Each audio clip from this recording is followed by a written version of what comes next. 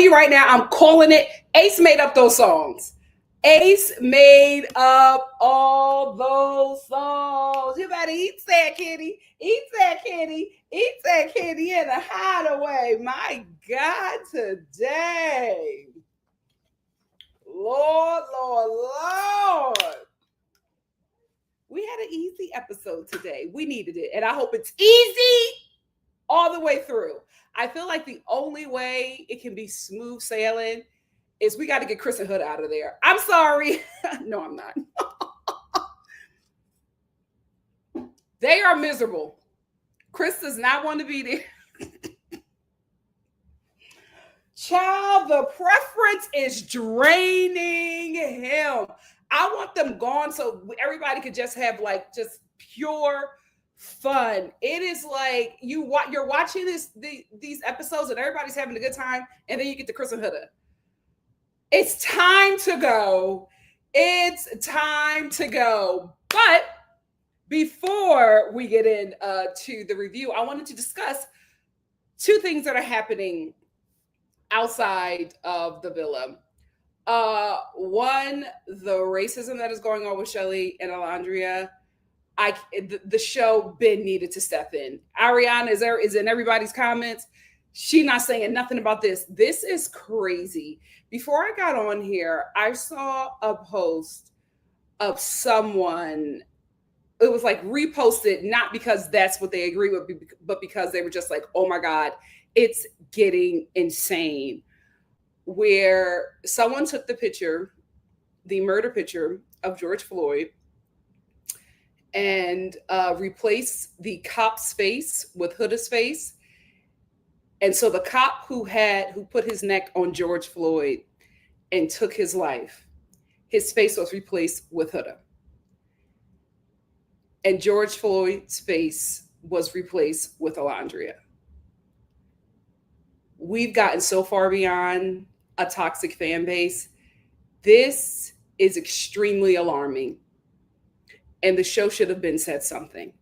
And the reason why I am keeping my full critique of, I say the Hudacrits, right? I'm never talking about Huda. I'm talking about how she is acting in this villa. I will go as far as to say, I don't think that that's something that she would want. And that's why I feel like what's happening with her fan base and the same thing that is happening with Ciara, I think it is the same group of people who have hijacked this show and are intentionally causing chaos and intentionally causing division and are intentionally wreaking havoc on people having a good time, because that is what they do. I think that this show has been hijacked by MAGA. I do not think that those people are Huda supporters. No way is MAGA supporting Huda. They are, for now, acting as if they are supporting her while she is in competition with not just two Black women, two dark-skinned Black women. And I think they are the same people who,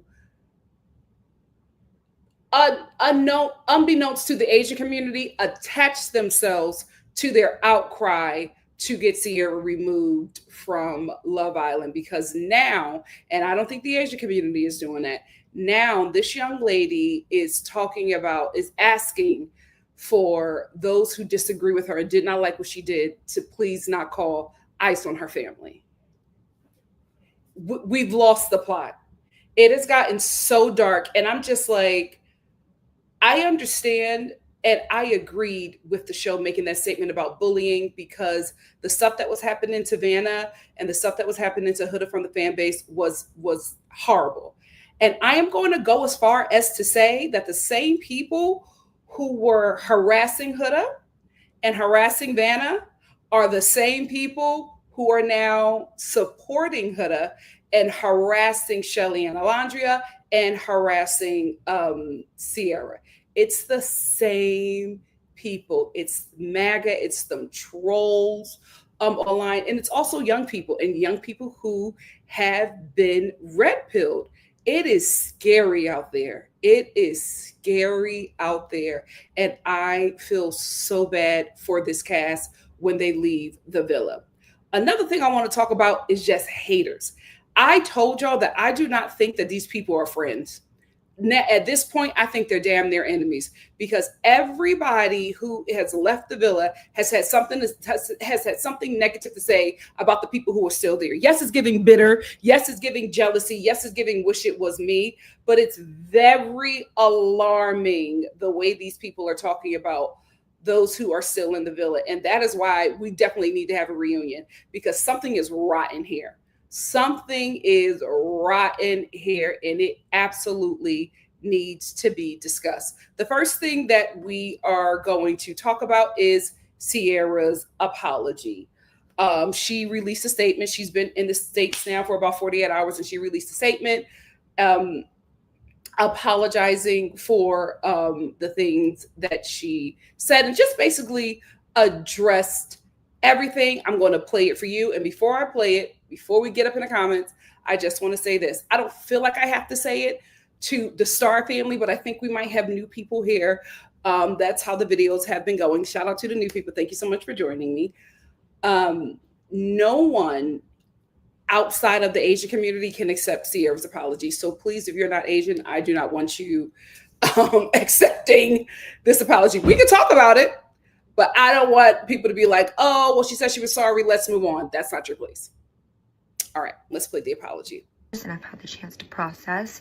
I now feel like I'm at a space where I can speak about this without. I'm going to start it again. I know a lot of people have been waiting for me to speak up about the news that's come to light recently, and now that I've been back in the US for about 48 hours and I've had the chance to process, I now feel like I'm at a space where I can speak about this without being highly emotional, because I am not the victim in this situation. While I was in the villa, there were some posts that resurfaced from my past where I was very naively using an incredibly offensive and derogatory term. And before I get into the details, I want to first start by addressing not just anyone that I have hurt or deeply offended, but most importantly, the entire Asian community. I am deeply, truly, honestly so sorry. I had no idea that the word held as much pain, as much harm, and came with the history that it did, or I never would have used it. I had no ill intention when I was using it, but that's absolutely no excuse, because intent doesn't excuse ignorance. It just doesn't. And I just need you to know that I am so sorry, but this is not an apology video. This is an accountability video. I do want to hold my hands up and say that I take accountability for using the word, but I do want it to be known that I genuinely had no idea that it was a slur. I had no idea of its meaning, and it wasn't until I made the public story post in 2024 when a follower of mine reached out to correct me and let me know that what I was saying was incredibly hurtful. It was a derogatory term. It was a slur. And in that moment, I was embarrassed. I, of course, immediately deleted the post. I was apologetic, and I educated not only myself on the true meaning and the history of the word, but also anyone around me who was accidentally holding space for this slur. When this person did message me, which I'm so grateful that she did, I had a good conversation with her about it. I made the correction immediately. The word was immediately removed from my vocabulary. And I think right now there are tons of things floating around, different screenshots with different timestamps, and fueling this narrative that I sort of doubled down once people tried to correct me and was like, oh, like, I don't know, I'm still gonna use it. But that was not the case. Like, the truth is that in that moment, the lesson was learned, the word was removed, and it was a true learning moment for me. And I think since that moment, I've done so much growing as an individual, and I've tried my best to educate others who might be accidentally holding space for these types of words that could be offensive in their vocabulary. I completely agree with the network's decision to remove me from the villa. I think that this is something that deserved punishment, and the punishment has absolutely been received for sure. I think the backlash has obviously been very hard to deal with, but I understand that people are kind of confused on why I would have even said it, or why I would have been doubling down and continuing to use it. So I understand where the hate is coming from. And, you know, I can do my best to drown out the noise and pay attention to the truth. But what's been extremely, extremely difficult is the way people are approaching my family and my loved ones. You know, they have had ICE called on them. My family doesn't feel safe in their own home. I'm receiving death threats. Like, there's no need to fight hate with hate. I don't think that that's justice. And if you want to know that you're heard and that I'm sorry and that I will move differently, I promise you that's what will happen. I know that no apology could ever be enough for the harm that I've caused and the offense that's taken place. I know that moving forward, my actions and how I decide to live my life from here on out is gonna speak louder than any apology ever could. But I do need it to be known that I am sorry and I did mean no harm, and hopefully there are people out there that can use my mistake as a learning moment, and to just be better. Again, not my apology to accept, so I will not accept it. I will say this. I wouldn't award the empath shirt. Little too on the nose, right? I wouldn't award that shirt. But I think she spelled it out as best as she can. If I were her, I would give this apology. And I would disappear for a minute. And I like if initially I was just like, I would have mentioned calling ICE on my family and the things that was happening to her. I would have mentioned that in a separate apology. And I talked to my family about it before I came over here to talk to you guys. And my little sister was like, she needed to say everything at once and just leave it there and not keep on coming back. Because with people, she said, you don't want to leave room for people to think that you're trying to monetize off of this, or you're trying to build a following from this. Like she could be accused for trying to really milk this moment. And so it's just best for her to give this apology, talk about everything that's happening, and disappear for a minute. And after talking to my little sister, I was just like, you know what? I agree with that. I agree just saying everything once and stepping back, because, you know, the way things move very fast in this society, cancel culture doesn't exist. And so she will eventually be fine. Like there'll be something else. There'll be something else people are obsessing over, a new show, a new drama, a new movie. And nobody will be talking about Love Island until the next thing. So I think it is smart for her to disappear for a minute, say her piece and disappear for a minute and then come back. I honestly just like come back in 2026. If they invite you to the reunion, go to the reunion. Come back in 2026. Now here's the reason why, if they have a reunion, why I think Ciara would probably come back to be invited to the reunion, because of the receipts that she showed. She expressed that because there was a person on TikTok who was sharing that she told Ciara that what she said was a slur, and Ciara responded and said, well, good thing I didn't use it as a slur. And it seemed as if Ciara was being smart and acknowledging that it was a slur, but saying it's okay because I didn't use it like that.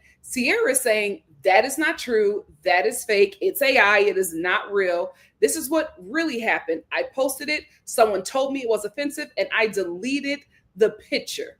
And those are her receipts.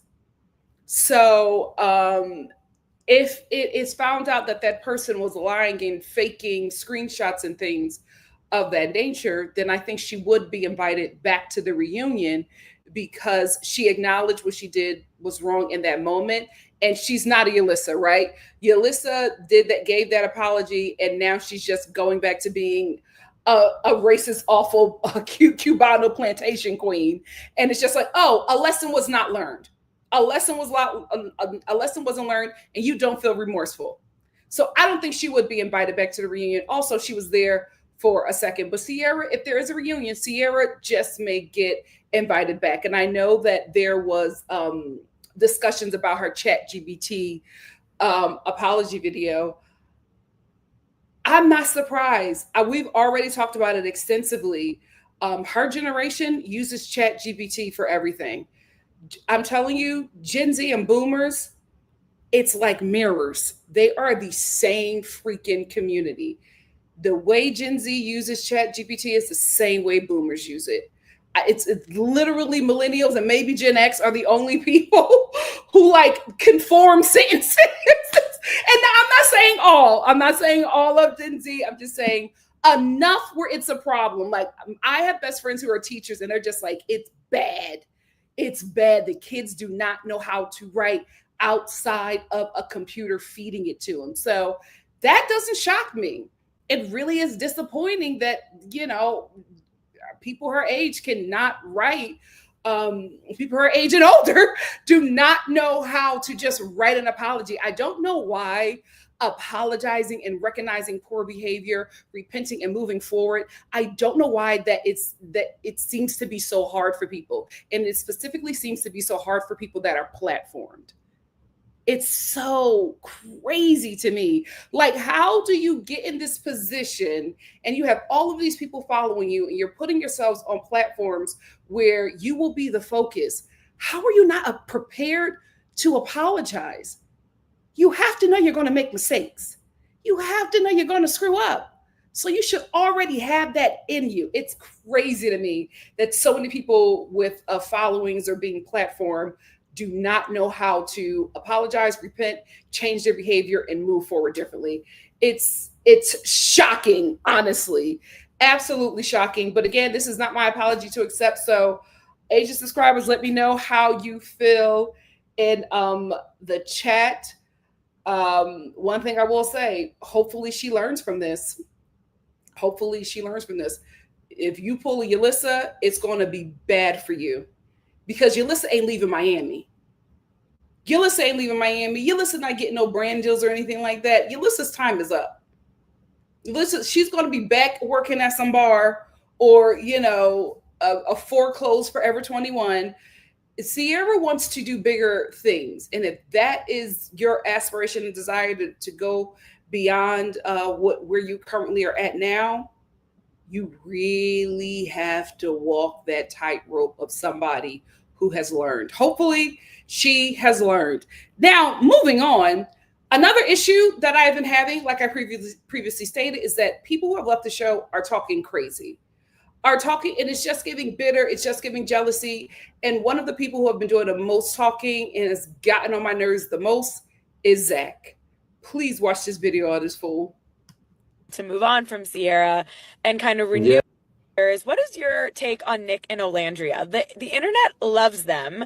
I was a little surprised at how quickly he was able to move on from CIERRA and kind of renew his relationship with Olandria. What are your thoughts? So my thought on them two, it was just like, you know what, they did have a little bit of history. The only thing I'm confused about is like when they had that chat with CIERRA, where she was like, "No, you're my girl. I'm glad, he coupled up with you, and you're the only girl I watched couple of his girl code or whatever." And she's like, "CIERRA's my best friend," or whatever. And for her to like move that quick towards her as soon as CIERRA got sent out, and I was like, "Are you really friends with her like that?" Because a real friend wouldn't move to, especially when they're both closed off. So I was very confused in that. But at the same time, I understand why they picked each other because they've had history. So, I can't really say too much on that. But like, I did have a really inkling about Olandria might have picked me because, there was a lot of conversations me and her had, but I wasn't shown on, during the time that you guys watched on the outside world. So, it also sucks for me as well that CIERRA got sent out, because if CIERRA was still in there, she would have picked Nick, and Olandria probably would have picked me over Elin, and I probably would have still been in there in the finals. But at the same time, I always believe that, everything happens for a reason. I had a great time. I don't regret anything I did or anything I said. Yeah. But all I can say is, a lot of the conversation you guys heard or listened to was cut short. And also, you guys only see 1 hour out of the 24 hours. So for you guys to, a lot of people, like, I was the hero to zero real quick from what I've gathered. I was very loved. And afterwards is like, I've got over 10,000 DMs, and I did a little quick whiz. There was a lot of hate in there, a lot of like, "Zach, you fumbled the bag. Zach, you mistreated Amaya. Zach, you should have stood up for her. Zach, you should have done this." But like I said, you guys don't see everything. So all I can say is, like, as much as she's a sweet girl and she's a princess and she's a sweet girl, you guys don't see everything. Yeah, that's fair. Well, from what you do see as someone who was there, do you think Nick and Olandria could be a legit couple, or is this like a friendship that they're kind of just riding out till the end? I'm gonna say 50-50 on that.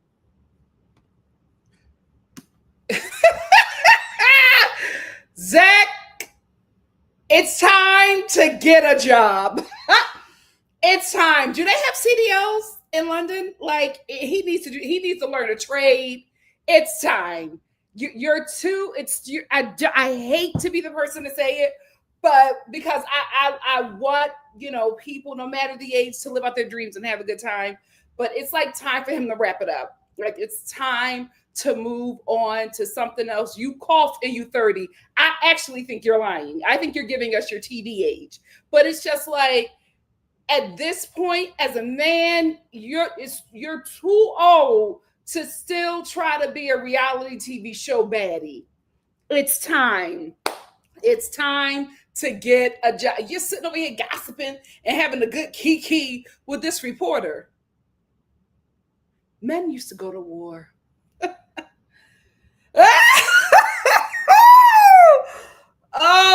OMG. Like, if Ciara was still there, she would have picked Nick, and Olandria would have picked me, and I would have been in the finals. What is the UK version of Indeed? It's time. We got to get a job. We got to get a job. We got to learn a trade. It's time. I don't want to see this man on another reality TV show because I feel like he's trying to make this his career, and it's just like, it's time. It's time. You're not going to ride this Love Island USA wave. Absolutely not. And have y'all learned now? Have y'all learned to stop asking for Miguel's friends to be on this show? I don't want another connection to Miguel on this show. Miguel was a good bombshell. We loved him. His friends can stay where they're at. I mean, when y'all were suggesting it, I went to his page and I was looking at his friends.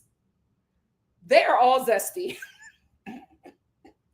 Like you like every picture of them guys. It's like Zoolander. They're all Zoolander. Remember, if y'all have never watched Zoolander, it's foolishness. But there is a scene in Zoolander where they're going to the car wash and they're like smizing the entire time. That's how Miguel's friend grew. Y'all are not serious. Y'all clams are not pulsating over Miguel and his Zoolander friends. Please spare me. Please spare me. I don't want another connection to Miguel on not my show. Keep that in the UK. I said send the black ones. I said we want the black UK men on this show, specifically the dark ones. Y'all gave us Zach. Never mind. We can keep it America. We can learn. I learned my lesson, Love Island. I learned my lesson. Let's get into this cute little episode. It was so adorable. I'm smiling and cheesing. That's how you're supposed to be when you're watching Love Island. I'm on my couch, under my throw, my toes just wiggling because I'm so excited watching everybody be so in love. And then we get to Chris and Huda. Huda, you are too young to live like this. What is going on? What is going on?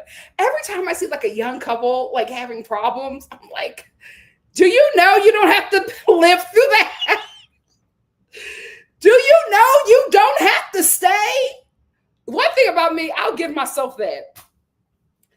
Nikki in her 20s, I did not deal with the mess. I was just like, all right, I don't need this. Like, I never wasted my time in anything. The minute the man started acting like he didn't pursue me, like the minute the guy started acting like he didn't approach me, as soon as I felt a little, are you feeling yourself? I was something else, child. Still am. I just have to say this, y'all.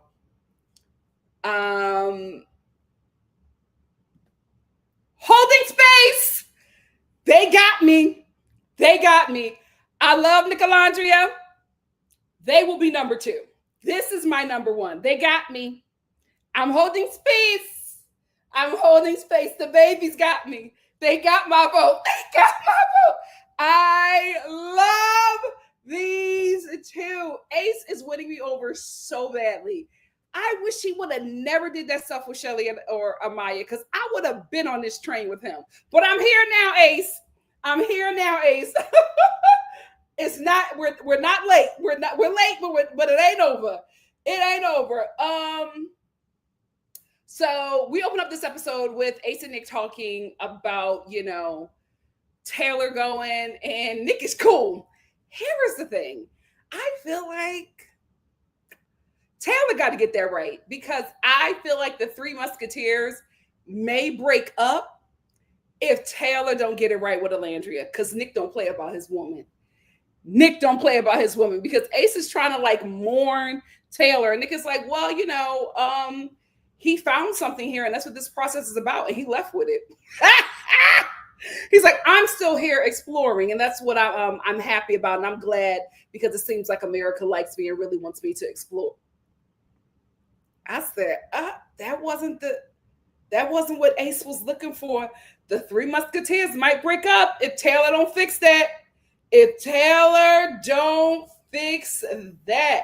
I hate that my babies feel like America hates them. I want all the blacks out the villa. I want all the blacks, including Nick. We're rocking with Mark. I want them out the villa. I want them to win. But I'm glad that this show is wrapping up, because I feel like, again, those trolls and MAGA rigged the vote. They came in and just really were a nightmare. Now, before, I used to love when America could vote. I used to love when America could have their say. I feel like the only time we had an accurate fan vote was with Jeremiah and Huda, when America voted for him to go and be at another coupling. That is I think that was the last true fan base vote. And then the show just got so popular, it attracted all those MAGA demons to the show. And it just has not been right since. And it's just, it's a consistent community doing this, and their patterns never change. They just come to destroy. They come to make everybody miserable, because that's their life. Misery loves company. I learned that very young. Misery loves company. They're doing the same thing to WNBA. Like anything that sane, healthy, educated people, anything that they enjoy, that community just comes to cause chaos. And unfortunately, the same thing is happening here. And unfortunately, these two feel as if they are not liked. And I hate that for them. And I hope that my community loves on them and protects them and encourages them when they get out of that villa. Because it's heartbreaking what is being done to the Black women on this show. And Ace. Because here's the thing. Ace was not my cup of tea. I had to stop commenting on it, because I was just like, wait a minute. Now I know I feel this way. Why y'all feel it? You know what I mean? Because I started to see the way people were talking about Ace, and it hit me in my ancestors. And I was like, oh no. Yeah, this ain't about how he's acting on this show. This is about who he is. This is about his culture. That's what it is. And I had to really pull back, because my page, my platform, nothing that I do will ever be a safe space to attack Black people. Not on my watch. Especially Black women. I've always said this page is for the girls and the gays, especially the Black ones. Everybody else is a guest. Ciao.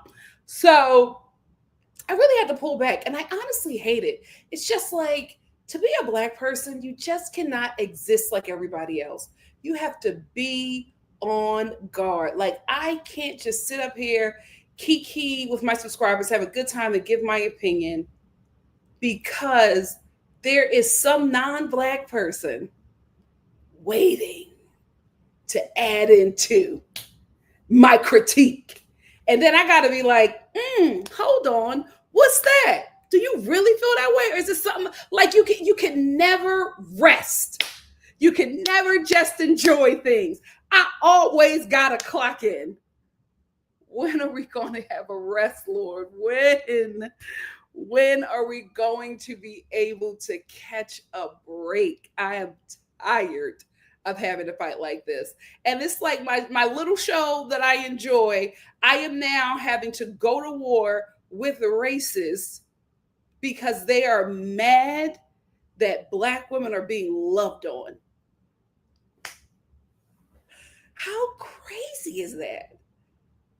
You're mad that Black people are getting popular?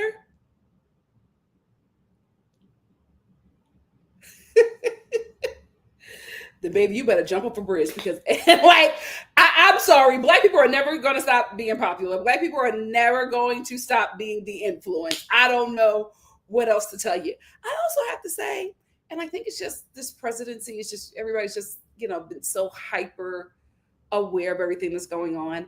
I miss the days when I did not know how anti-Black the Latino and Arab community was. Like, I knew it was out there, but it's like, oh my, this is bad. I didn't know it was this bad. And shout out to the Afro-Latinos, because every time a Black person says that, like, they had no idea the Latino community was this racist, Afro-Latinos are just like, we told y'all. And I get it. I'm so sorry. I heard you, but I just didn't clock in. And again, I'm not talking about all Arab people and all Latino people. I will say it's an alarming amount that are really anti-Black. And it's scary, to be quite honest with you, because I am Black American. And unfortunately, we are raised to think that marginalized communities, because we have the same struggle, we are allies. And a lot of us are finding out that is just not the case. And again, I hate it because I just would love to enjoy my little show, but I have to come on here and I have to fight for these people to just be seen as human and treated equally. And it's a reality dating show where people are sucking milk out of an udder. Ain't that crazy? Ain't that crazy? But you won't break my soul. You won't break my soul. Beyonce, that song is anointed. I'm holding space. I'm holding space for Chelley. But Chelley, we love you. We're rooting for you, and we're taking you straight to the top. And when you come out of there, you're going to be much better off than when you went in. Hallelujah. I command it, and it is. So Huda, she tries to smooth things over with Chris. So she's sitting there talking to him about what happened. Excuse me. Where is she? My drink is working, y'all. My drink is working. She's trying to smooth things over with Chris, but he is still so checked out. Huda, I think you made him feel cheap. I think you also, this is the thing, Chris, he's from Fresno. So I feel like, I don't think that Chris is a swirler, but I think Chris just dates everybody, right? I think that probably the majority of women he has dated has been Black, but I think he has dated non-Black women. And I think she does not realize that she probably triggered him.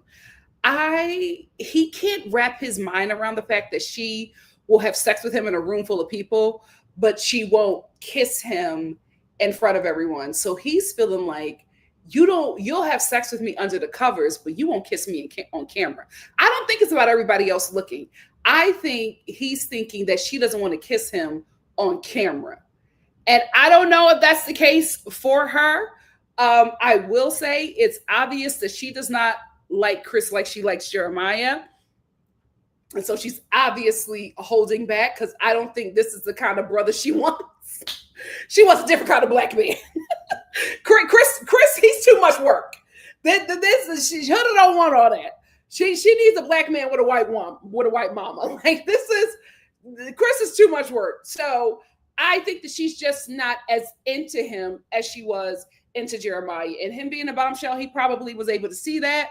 So, he's feeling like, well, you were all over this guy, and now I'm here, and it's not the same way. But I think she probably triggered him, because I think that he has experienced being with a non-Black woman who is not allowed to talk to him, who is probably ashamed of being seen with a Black man in public, or whose family did not approve of their relationship. So she's probably triggering him, and their communication is so poor that she doesn't know it, because he's not explaining it to her. He's just saying that it's crazy to her, but it's just like, Chris, you have to let her know why. Like, what is happening there? They probably discussed it and can't say it or whatever, but I'm thinking that's what's happening. That is a triggering for him, because it doesn't make sense for her to, have sexual intercourse with him, but won't kiss him outside of the challenges on camera or in front of other people. So he probably feels cheap, and he probably feels rejected and triggered from something that probably happened to him. But she's not giving him an explanation, and he's not giving her an explanation. She's just saying, well, I want to move differently. And he's like, well, move differently how? Because we're having sex. So it's just, these two are just very confusing. They're not seeing eye to eye. They're absolutely not making it out the villa. They should not be in the finale, because they're definitely not Love Island. There's nothing about this that is love. It is constant head butting.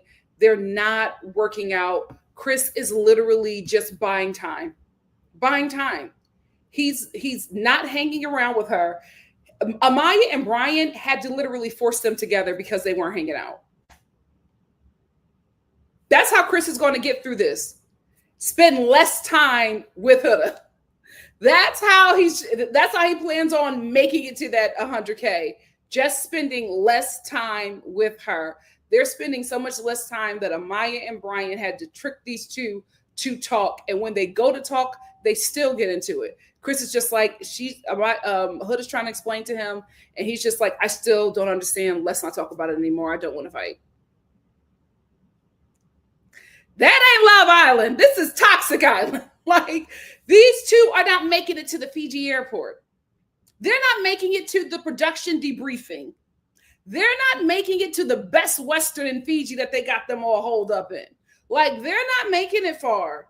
And so for anybody to vote these two to the end and to the win, it's absolutely just to spite Black women. And my God, today, to stay on the world's mind like that, ate that. Ate that up. But I honestly, they may make it to the finale. They're not going to win. I don't think it's appropriate right now for me to express why I think that. But why I think that is because of what I know the industry that I work in to be. And so when I feel like it's time, I will tell you why I believe that Hood and Chris are not making it to or not winning this season.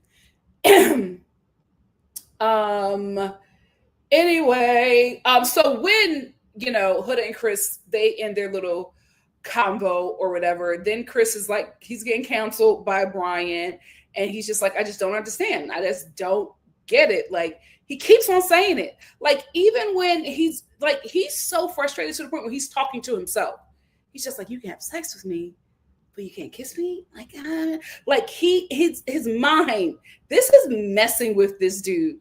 I am so curious to see what his family is going to say to him, especially his mother. I am so curious. I did like how Ace came over and counseled Chris. And although him and Huda do not get along, well, I won't say they won't get along.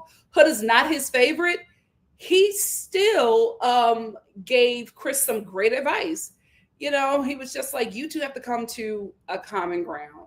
Right now, y'all can't discuss it, but you should discuss it. And he was telling Chris about Huda's journey throughout the time here. So just to give her grace. And he's also saying that she needs to understand where you're coming from. He's like, it's a miscommunication, but I don't think it's something that can't be fixed. He's 22, y'all.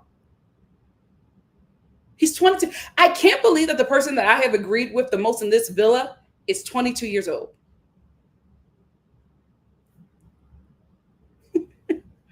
Is his parents older? Was he born to like older parents, or was he raised by his grandparents? Something is up. Like, that kid is wise, too wise for his age. But I really love that moment with him and Chris. But do you see the pattern? Everybody in the villa was doing the same thing with Jeremiah, counseling him, trying to pick up his spirits. Ace is like, come on, man, don't sulk. Like, don't sit in that. The villa was doing that with Jeremiah. It's the same experience. So that means Huda is the problem. And I hate to say that as a woman, but girl, it's you. It's you. Maybe she needs to try it with the men of her culture again, because I feel like she keeps on butting heads. We need an Arab guy on this show. That's the only guy that could probably handle her. We need an Arab guy on this show. We finally, the entire season, we finally get to see Ace pray. Not only was he praying, he pulled Chelley into the prayer. He got down on his knees and Chelley was trying to fix her bonnet and do something. He pulled Chelley right into that prayer and said, we're going before the Lord, Chelley. Now let us pray, bow your heads. He's such an old soul. It was so crazy to me is, why didn't they show him praying? Like, everybody was saying Ace prays every night. I don't know why they never showed it. Why they never show him praying. I'm just like, there are people who have different religions on the show. Like, it's fine, America. It's fine. He's a Black Christian. He's not swaying anybody's vote. He is not swaying anybody's vote. The white evangelical community is not going to vote him to win. Do not worry. You can show a Black man praying.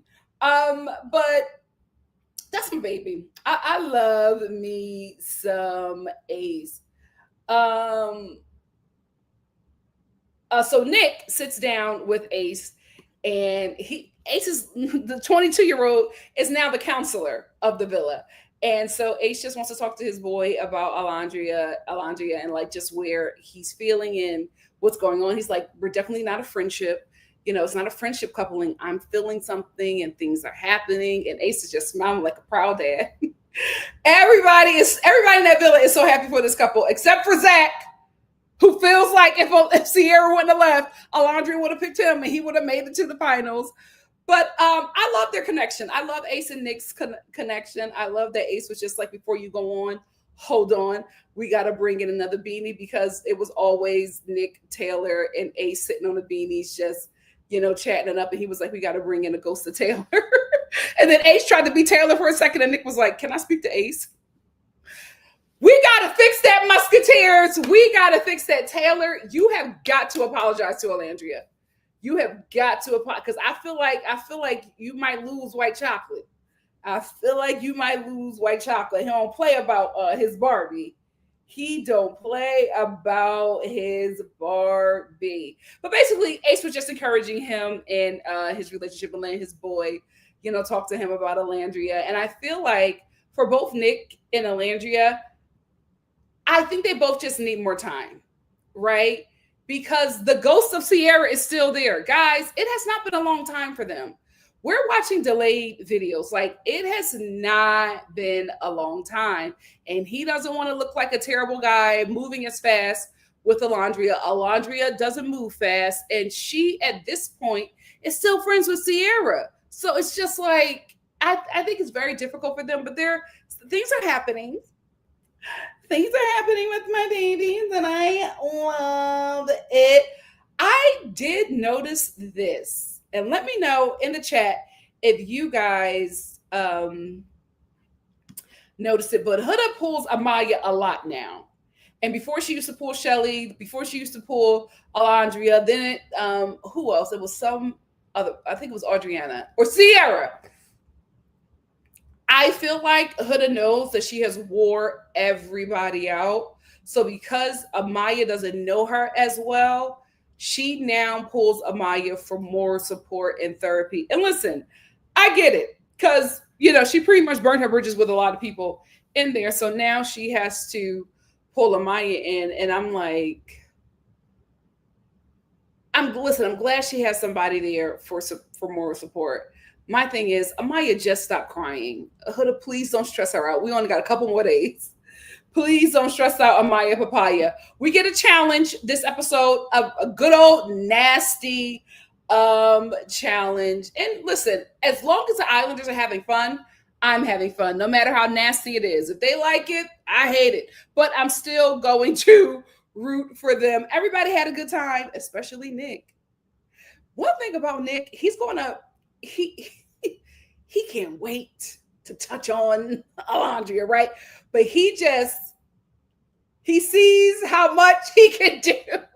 He just takes little things and he's but he was filling on them cakes. He had a good little time. And that's the thing. He just has to do it. Just do it. Olandria is not going to be the one to pull you for a kiss and all of that stuff. Like, you just have to do it, Nick. Because here's the thing with Nick. I think he realizes that he is way out of his league with Olandria. Like, way out of his league with her. So he is like trying his best. He keeps on telling her that he's mature. His frontal lobe is developed. Like, he keeps on, letting her know that, yes, you're older than me, and yes, you're more mature, but I'm getting there. I'm getting there. So he's absolutely intimidated, but he's intimidated in like an enamored way. And that's how men should be. Like, you're going to be intimidated, but just be enamored. Don't be jealous and start to hate on the woman. He's enamored with her, and he just does little, he takes little and just sees how she reacts. And if she let him go, he's going for the gusto, child. I love the little NikkiNicoleStar crumbs we got this episode. My mom, she's Team NikkiNicoleStar down. She loved watching Nick and Olandria's scenes. Those are her babies to the end.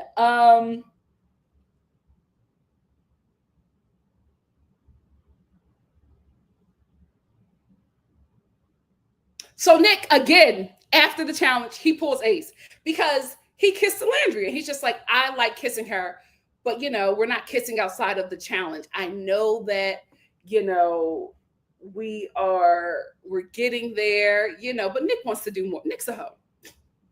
Nick freak out Nico. He wanted to do a little something, but Olandria moves at a little different pace. But also, he has to realize, and I think Ace probably told him, Olandria does not date white guys. It is very obvious. It is very obvious. She is black love all day. And she was raised to get black love, and she has been looking for black love. So with Nick, she does not know how to read him because he is not a black man. So she can, so everybody asks her if she likes him. She's like, yes, I like him. Yes, I'm attracted to him. But Nick is going to have to lead out this relationship because this like a white guy is foreign for her. Like, she doesn't do this. She does not do this. So he is going to have to lead out in the relationship, especially with affection, because she's scared.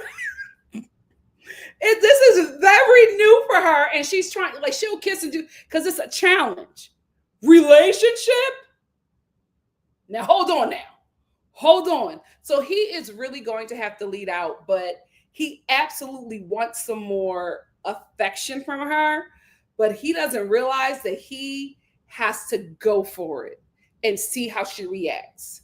And I think he's afraid to do that. And I understand. I absolutely understand. But Ace gave him some great advice. He's talking about he has some flutters, and Ace was like, man, that's how love feels. What do you know about love? I cannot believe it. This kid is so wise. And I'm telling you, for me, he single-handedly saving his generation because I thought the kids were cooked. But this kid right here, he a little cocky. He light. It happens. The light skins are always like that.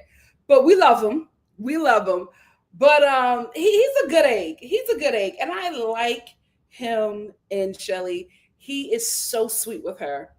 I holding space. I love them.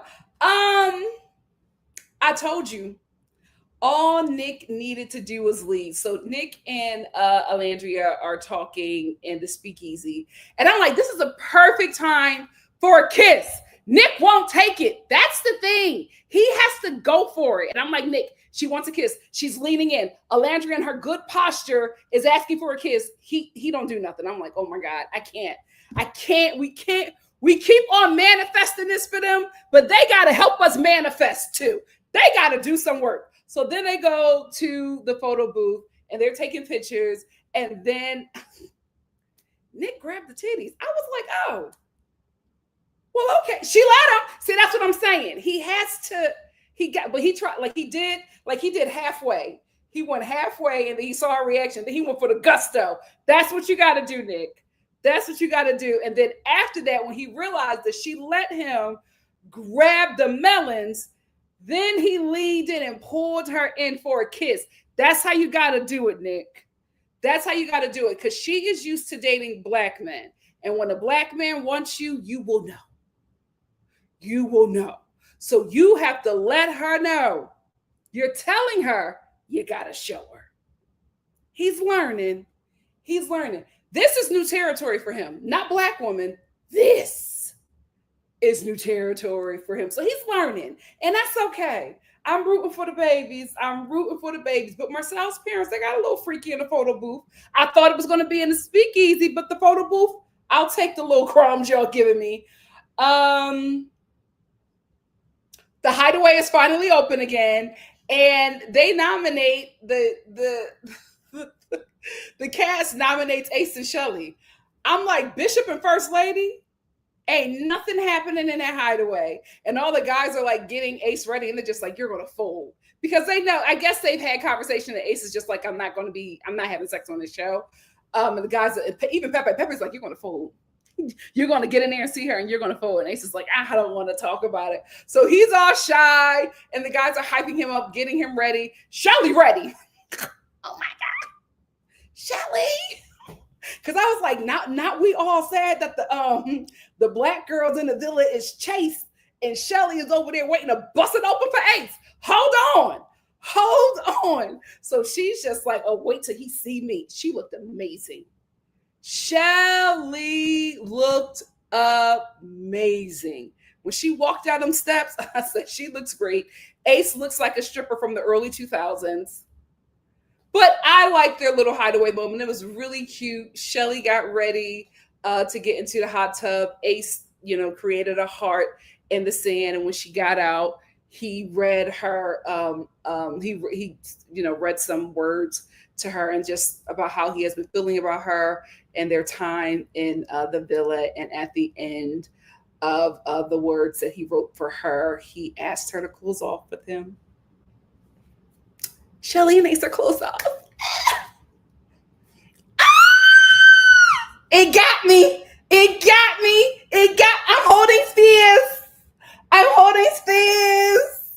I'm holding space for Chelley. I'm holding space. That was cute. I was like, oh, I love little cheesy stuff like that. That was cute. And he was like nervous saying it to her, and Chelley is smiling. I said, look at Bishop and First Lady. I love it. Presiding prelate over the First Non-Denominational Holiness Deliverance Church of Fiji. I love it. I'm here for it. I'm holding space for them. I'm taking them to the end. For me, these are my winners, because this is Love Island. Nick and Olandria would have absolutely been my winners. They're my number 2 at this point. If they had more time, they would have got there if they had more time. But I love their journey. That's Love Island as well. But Bishop and First Lady got me. Bishop and First Lady got me. I wonder if Ace was raised by his grandparents, and I'm not even being funny. Because when Chelley came out of the bathroom in her bathing suit, he said, "Ooh, look at you." Why would you say that? All Chelley could do was laugh. Oh, Lord have mercy, look at you. He's 22, y'all. 22. But I loved his words to Chelley, and these are my winners. These are my winners. Now let's get into that Beyond the Villa trailer. Yikes. Why is Connor there? Anyway, that's all I have to say about this episode. What do you guys have to say? Let's get into it in the comment section. As you know, guys, I'm going to start off with where's my clicker? Oh, right there. Ciao. I want to start off with my super chats first, and then we'll get into the comments. Eat that kitty in the hideaway. Eat that kitty. And you know the bishop made them songs up. The bishop absolutely made them songs up. Eat that kitty in the hideaway. Eat that kitty in the hideaway. Eat that kitty in eat that kitty in. I'm first going to start off with your comments about Ciara, then your comments about Zach, then we'll get into the comments about the episode, which was fun. And I hope these episodes are like this moving forward. I don't want no more fighting, no more crying, no more cussing. And let me tell you something, Love Island season 8, the minute we get an inkling and mustard seed of an abusive contestant in this show, get them off. Don't even do the voting. I don't want it to be left up to the Islanders. I want you to remove that person, because we would have had an entirely different season if we didn't have bite-sized Ike Turner on this show. It would have been the Love Island that we know and love. Instead, it created a toxic environment that was tasty for the demons that are miserable and ruin everybody's fun. They saw a show that represented their souls, and they came over here and ruined it. I'm telling you, they were not watching the show until Huda verbally, mentally, and spiritually, verbally and mentally assaulted Jeremiah. That's when they all were like, oh, that's what our souls are like. That's what it's like existing in this mind. Let me hop over to that show because I identify with this toxicity. That's exactly what happened. And it needs to be left up to production. I no longer want it left up to the Islanders. The minute somebody screams or torments somebody, not even for a second, get them out of that villa so I can have my old Love Island back. Nas B said, my heart is full. The show finally locked in and showed Chelley a solid, sweet, fun couple. They are, and we got more NikkiNicoleStar servings. My top 2 are top 2ing. Absolutely. Hey, said Nikki has to review Love Island UK. What am I going to do after this week without her? Here's the thing. How y'all treating them black women on Love Island UK? I don't need to be re-traumatized, y'all.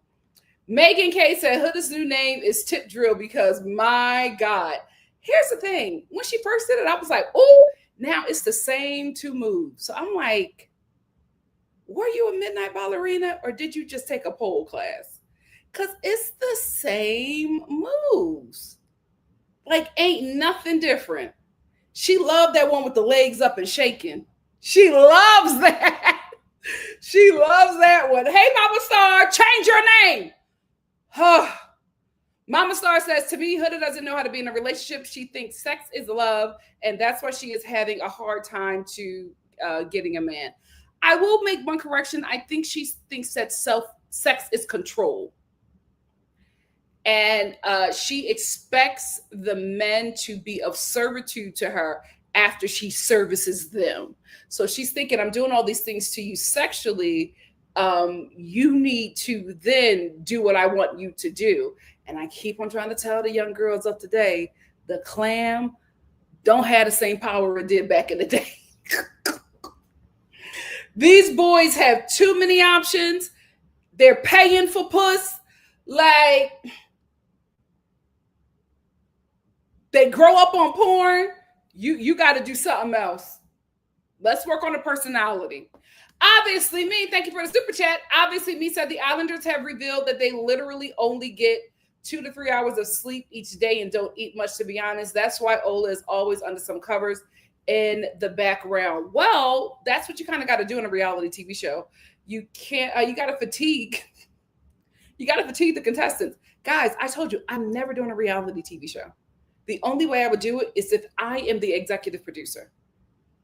You got to keep these people in a state of confusion so you can properly control them.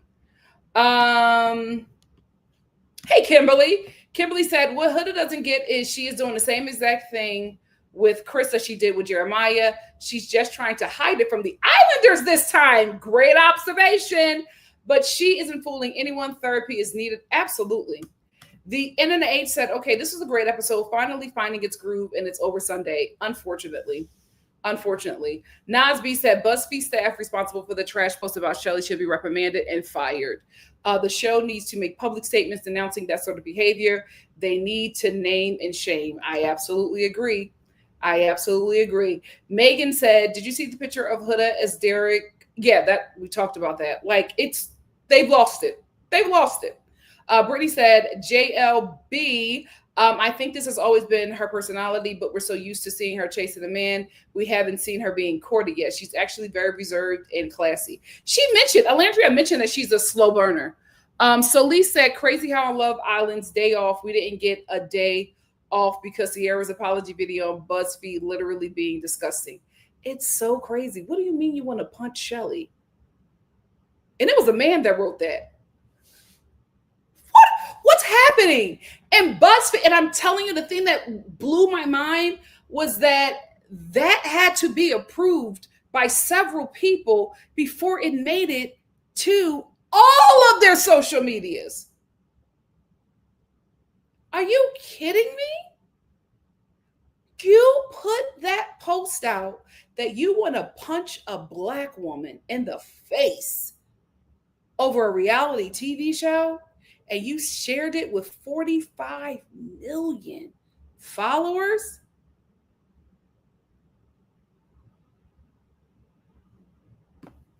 Evil. Nasby said, Nikki's voice, I came here for love. And my God, today. Hey, Nicole. Nicole said, on a positive note, did you guys see the joint Insta point on Nick and Ola's page? I love that the families are working together. So Lee said, I knew Nikki would be excited for this episode. It was fun. Like, guys, for somebody who watches Love Island, this is the show I know now. I don't know what happened those last few weeks. It's ugh. Aaron says, such a cute episode for Chelley and Olandria. Absolutely. It isn't. He's just buying time. Just staring into the distance. Can't even look at her. When they go to bed, remember, they used to be gripped up in bed. Now they're both turned their backs from each other, and people are voting for them to win. He cannot stand that woman. He cannot stand her. When they're eliminated, he's not walking out holding her hand. He's not going to be like, oh, I found the love of my life. He's going to be like, I'm glad I got this experience. Hey, Amario, how are you? Hey, Chelsea. Chelsea said, been holding space with you from the beginning, Nikki. Team Chelley's for the win. Amen. Hey, Lavender Girl. Lavender Girl said, seriously crazy and disturbing. Absolutely. It's like crazy. What is happening? It's just a reality TV show. But I said this right after my first live, after that demon won the election. So we think. We are in a different time. Marginalized communities, y'all have to be smart. Do not move alone. Stay strapped with mace or something else. Keep your head on swivel. Do not go places where you're the only person like you in that space. Absolutely not. And when the midterms come, you better be taking buses of people to vote. Because that's the only way we're going to have some peace, is if we got Democrats in the House and the Senate fighting that man. That's the only way. Right now, it's a real scary time because there's nobody opposing him. So stay woke and stay safe. But I am heartbroken for Chelley, Olandria, and Ace. Not surprised, though, because as someone who was screaming from the rooftops that this was going to happen, I'm not surprised, but I'm so disappointed that so many people didn't take this election seriously and that so many people gave this man this vote out of spite. It's like, you can't play with your life like this. And I hope a lot of people who voted for him learn that the harm that you voted for others, it was always going to hit you first. It was always going to hit you first. Some of you might not even make it to the next election because you threw a sword and it got sent right back and took you out. It's crazy, but I am not shocked. This is the time that we are going to be in. Those who voted for this literally voted for everything before the civil rights movement to be put back into law. It's a scary time for people who are not white, straight, and male. My God, today. Stay safe. Wit said we got to shake some things up about that. We sure do. Brittany said, does anyone think Chris is toxic? Like, Hood is toxic, but that combo with Chris was not it. I don't know enough about him to call him that. People have said things about him, but I don't think we've seen enough of Chris. I do know that he's playing the game. And I think he better stop playing with Hood before he get burnt. That's what I will say. The Internet H said, this is why I'm not going into Love Island groups anymore. People are out of their mind. Be encouraged. Be encouraged, because it is not Love Island fans doing this. It is those chaos agents. And the thing about it is, until we, the normal, sane, kind people, fight back, they're going to continue to rule. Nobody stands up to them. And it's time. Like, people were George Floyd pick of Hood and Olandria. I'm like, stop sharing it and saying, oh, this is sad. Why would anybody do this? Find that person. We got to start naming and shaming. Find that person, because these people do these things because they don't think that there will be repercussions. That's why I always said, when I make it big, please don't be coming in my comments talking crazy. Please don't be trying to save screenshots of things thinking that you're going to get me. Baby, if you want to ruin my career, if you want to take me out and try to put something on me, you better be able to defend it in court. Because one thing about me, I put my money aside for lawyers. That's one thing I learned about the whites. You got to sue. You got to sue. I put my money aside for lawyers. So you better be able to prove it in a court of law. That's one thing. And I don't want to hear, oh my God, Nikki, they're 12. Then I'm sue their parents. Don't play with me. I'm fighting back. I am fighting back. I know how to search IP addresses. Don't play with me. Don't come and think you're going to call me a slur and get off easy. Okay. I'm going to have your job, high school, college. I'm going to have that all by the morning. We have got to fight back. How much are we going to allow these people to destroy everything before we start fighting back? Name and shame. I'm like, stop sharing that post, because that's what that person wanted to do. That person wanted to incite outrage and pain and chaos. Don't give them that. Match their energy. That's one thing I learned growing up in the city. You got to out crazy people. You got to out crazy people. Like, you want to be crazy? Okay. You want to be funny? I'm going to be hilarious. You want to be crazy? I'm going to give you a whole circus. Let's go. Let's go. We got to fight back. That's exactly what's happening. And that's why I was saying I wouldn't want that fan base, because those people are not supporting her. They're just coming here to cause confusion. They are delighted seeing Ace and Chelley feeling sad, thinking that America hates them. They are delighted seeing people being outraged of the things that they are writing and posting. That's what they do. It gets them attention. It gets them views. That's what we're dealing with right now. We have been overtaken by shock jocks. Match their energy. D1 Island said, I really enjoyed this episode. I smiled almost the entire episode. Now this is Love Island now. I just hate it took so long to get to this point. I agree. I feel like next season, if we're still in the same kind of demonic timeline, they need to take out America voting. Let's remove the votes altogether. Remove the votes all together and just leave it up to the Islanders. Brittany said, how as a Palestinian did Huda gain so many racist fans? Do people just hate Black women that much? Why? No, here's the thing. It's not I don't think that it's a hate for Black women, right? I think, again, they just like causing chaos, because if Chelley and Olandria wasn't there, they'd be doing the same thing to Huda to act like they're protecting Iris. It's just whoever, because it's the same people going after Chelley and Olandria, the same people who are going after Ciara, outside of the Asian community. They just want to create chaos. They are so happy. They are so happy watching people be harmed and sad and upset. Remember, before I started standing up to them, they were in my chat. They were in my chat. And I remember that day. I remember the last live where y'all told me to change it to subscribers. And I went to go change it to subscribers. And I said, absolutely not. Absolutely not. I never lost the fight. And I won't start.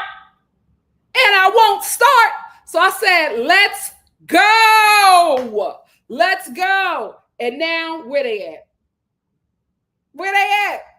They know they can't beat me. They know they can't shake me. They know they can't make me feel less than and cry and be upset and sad and be like, oh my God, why are you saying those things? No, let's go. Let's go. How many rounds you want? That's the thing. We got to fight back, y'all. We got to fight back. They are not supporting Huda because they like her. It's because they want to spite Black women. And although they keep on missing that Chelley is Haitian, she represents a Black American woman to them. And it is always that people like that always have an issue with Black Americans, because Black Americans are empathetic.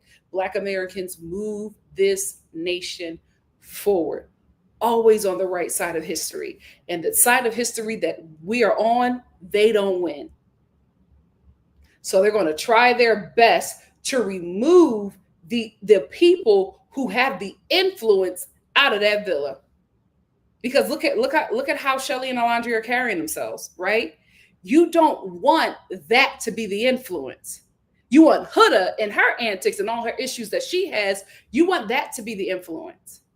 You want Huda and the abusiveness and the chaos and the weaponizing of her white adjacent tears. You want that to be the representation. You want that to be the influence. And yes, the MAGAs and the racists have taken it as well. But there are also women who identify with her, extremely toxic women. And they need a mascot. And they found it. Absolutely not. You toxic nut jobs will not be the poster child for Love Island. Absolutely not.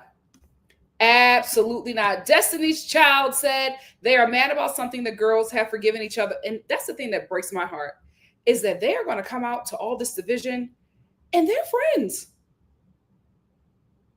They're friends. I hope they all have a good support system when they come out. E for Empathy said, it makes me sick to my stomach. Absolutely sick to my stomach. It's so sad. They ruin everything, but they're miserable. Never seen a happy MAGA. Never. They're miserable. That's why they follow us wherever we go, right? They destroy Twitter. We got off of Twitter. Everybody's on Threads. Here they come. Why are y'all on Threads? Y'all had Twitter. You wanted Twitter. You wanted to make it an unsafe space. We said, fine, we'll go to Threads. Now they're here. Wherever there's joy, they want to come and make it dark. They want to snatch away the joy. It's sad. It's absolutely sad. Hey, Give Me Shelter. Thank you so much for being here. Mari said it's a bummer they haven't put the anti-bullying messages in every episode. That's where the show is missing the mark for me.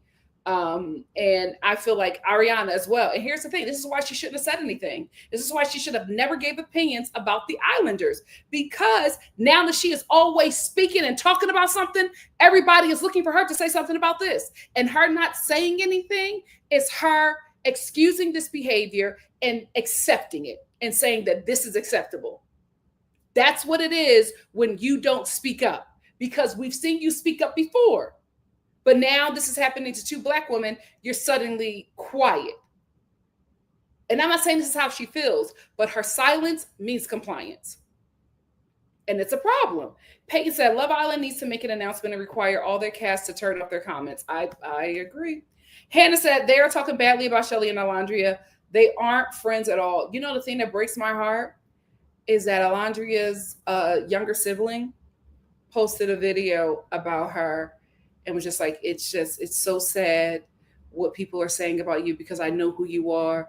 You're the best big sister ever. And they're posting pictures of their big sister and saying how amazing she has been. And it's so sad for their younger siblings to see the nasty things that people are writing about them on her page. They can't even go to their sister's page because of all the racism in her comments. And they're kids. It's like just so nasty. Give Me Shelter said, what's scary is the number of young Black girls is defending Ciara and Huda. They clearly are too young to realize that tokens always get spent. Absolutely. Here's the thing. The kids are getting extremely red pilled, right? But as somebody who was older and it had my, experiences, I realized that they're not going to realize a lot of what they are saying and a lot of what they are agreeing to, and a lot of their friends who are not Black, they won't realize a lot of things about them until very later in life. And the wake-up call that they're going to get, because it's going to be harder. Their wake-up call is going to be harder because there's going to be a digital footprint of their anti-Blackness. Yikes. Yikes. Apollo Girl said the red pill fans don't care so long as people of color is attacked, divide and conquer, colonize. They do it to every marginalized community. They do it to the trans community. They'll do it to women. They'll do it to any person of color. They'll do it to any Black person. They'll do it to any disabled person. That's why I'm just like, marginalized communities, you got to stop working at your own, and you got to start working together. If I were you, I would probably try to speak to the people who have been here 500 plus years and ask them, how do we do this thing? I've always said it. I was just like, if you're a person of color, if you're from a marginalized community and you are not looking to Black Americans and Native Americans to find out how to not only survive this land, but to push this nation forward, you're doing a disservice. You're doing yourself a huge disservice. Let me get into my super chats. Obviously me, thank you for the super chat. Obviously me said, I got work tomorrow at 7:15 a.m. Superman comes out. Yay, can't wait to watch it. But I hate how people say that Ola doesn't like Nick just because Ola's love languages aren't as loud as Amaya's. Yes, and guys, this coupling is very new. She also is dating in a coupling with a guy who was having sex with another woman not too long ago, and that other woman was her friend. She also doesn't date white men. My God, today, let the girl get to know the dude. Lord, Her Royal Freshness, thank you for the super sticker. Her Royal Freshness, thank you for the super chat. Her Royal Freshness says, Zach is trying to ride that 15 minutes of fame, so we don't care. Take your L's and sit down. Absolutely. Nas B, thank you for the super chat. Nas B said, I'm so team Chelley's. I've had my fam voting on every device possible. My husband knows we're locked in for them and has yet to watch an episode. Purr. Hey, Jamila, thank you for the super chat.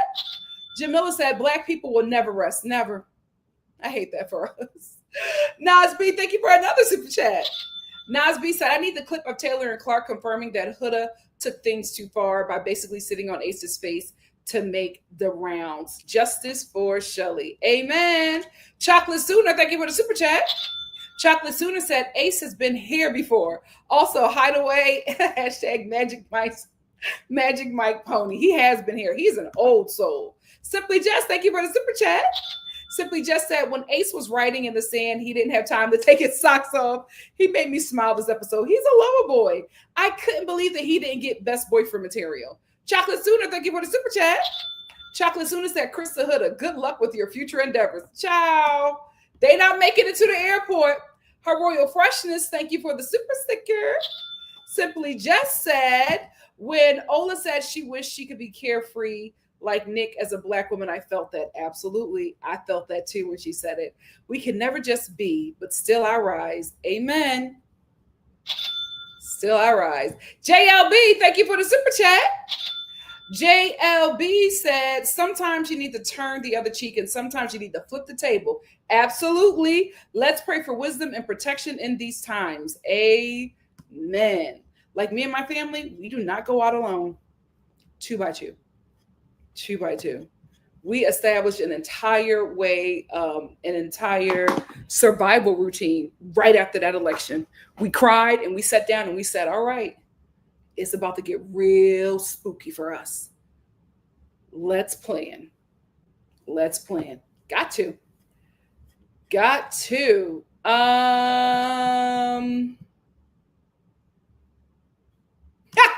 My sister did the same thing. Like, my sister was done the episode in like 20 minutes. I was like, what happened? She was like, I fast forward through Chris and Hannah. He was like, I ain't got time. Polymer Girl said, I got smart and fast forwarded the segments with the energy vampires just so I can enjoy the show. I really like the couples now. Good job, producers. Yeah, I like them too. Kimberly said, what Huda doesn't get is she's doing the exact same. Oh, I got that one. Polymer Girl said, I got that one. Nas B said, BuzzFeed staff responsible for that trash posted about Chelley should be. We got that. Megan said, did you see the picture? We got that. We're getting caught up. Amen. And did you hear him say, shut up? They have not been together that long to be here. It's weird. M. Armstrong said, yeah, we do. They need to boot Huda. They need to boot, and Huda is a little slow. Oh, Lord. Obviously, me said it's a shame that people don't think that Ola is into Nick. Folks are used to Amaya's kind of love language is loud and expressive. Ola really likes Nick. Most people just aren't. Well, she got to take her time with him. It's a lot. It's a lot. Hey, Shyler, thank you for being here. Peyton said, hey, Nikki looks so pretty. Oh, thank you. A Wonderful Life said, Chris needs that cash. Listen, Chris' family was on his social medias and saying he is not broke. He got money. I said, I know that's right. His mother, she was standing 10 toes down in them comments about her baby. Hey,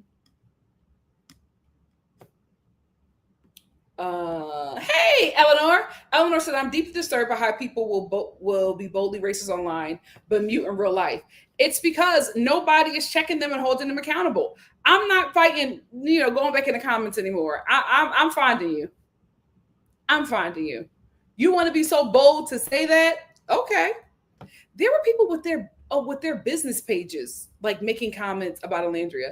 Like this Black girl, I'm going to give her grace because she's dumb as a box of rocks. I went through her page and I was like, an idiot. Of course you have this take.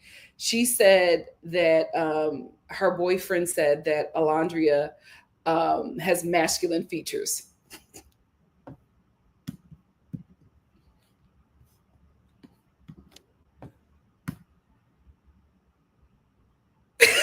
What brother looks like her? Like, what are you talking about? So she, she was just like, Olandria got masculine features. That's what my man said. She is masculine. She does look manly. And I was just like, I was looking through her page and I'm just like, this is a whole business owner. She has her business in her bio. And I'm like, y'all are so stupid. Yeah, but listen, I didn't have to say anything because let me tell you something. The Blacks are on it. They are lighting her up. But it's like, this is your business page. So many people feel so comfortable. Don't ever lay up on BuzzFeed. Make them feel it like Target feels it. Let them know we're not the ones to play with. Absolutely not. Absolutely not. Because what they're trying to do is they're trying to give Olandria the Meghan Markle treatment. Not on my watch. Mel Ron said, even call ice on CIERRA'S family. That had to be MAGA, not the. Yeah, of course it's them. Of course, we should know their patterns by now. Of course it's them. Fid says Chelley and Olandria isn't even doing anything to nobody. They are focused on their men that actually like them. Huda should have never been saved so many times. OMG. Yeah. You got to blame the Islanders for that one.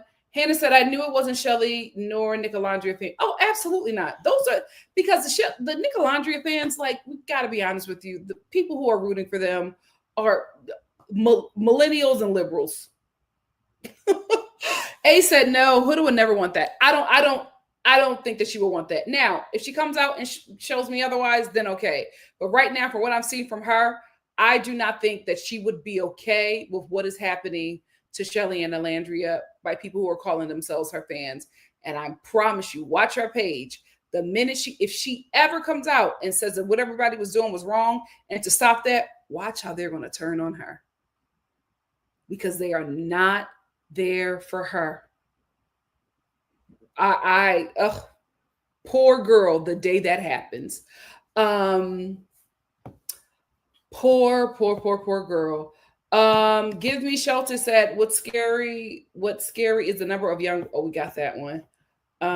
Brittany said, not gonna lie, if I was Ciara going through all this embarrassment and had to watch Nick, I hope she's not watching anything. I hope she is away from her phone. I hope she is just living her life like a kid in the 90s. Not on the internet, not attached to anything. I would be traveling. I would not be in this country. I would backpack somewhere. Get out of America ASAP. Again. Pepe said, hey, family, what's going on with this fan base is absolutely disgusting, especially with our dark-skinned princesses. Absolutely. That's why we really got to ride for them and protect them. The Internet Age said, everyone needs to have CIERRA'S media training because I will give the girl this. The PR is good. Listen, say what you want about that Chat GPT apology, but it worked. Not saying I forgive her, but it's not my place, but I'm saying it was good.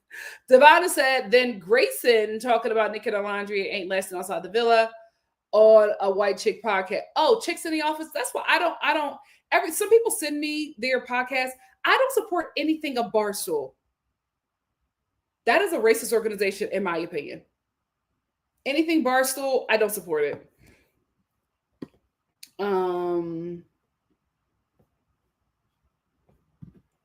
Nasby said the fact that Ciara's account handlers didn't have to post the screenshot to disprove the false claim that Ciara doubled down and said they jumped ship on the girl. Yikes. Because they're influencer friends.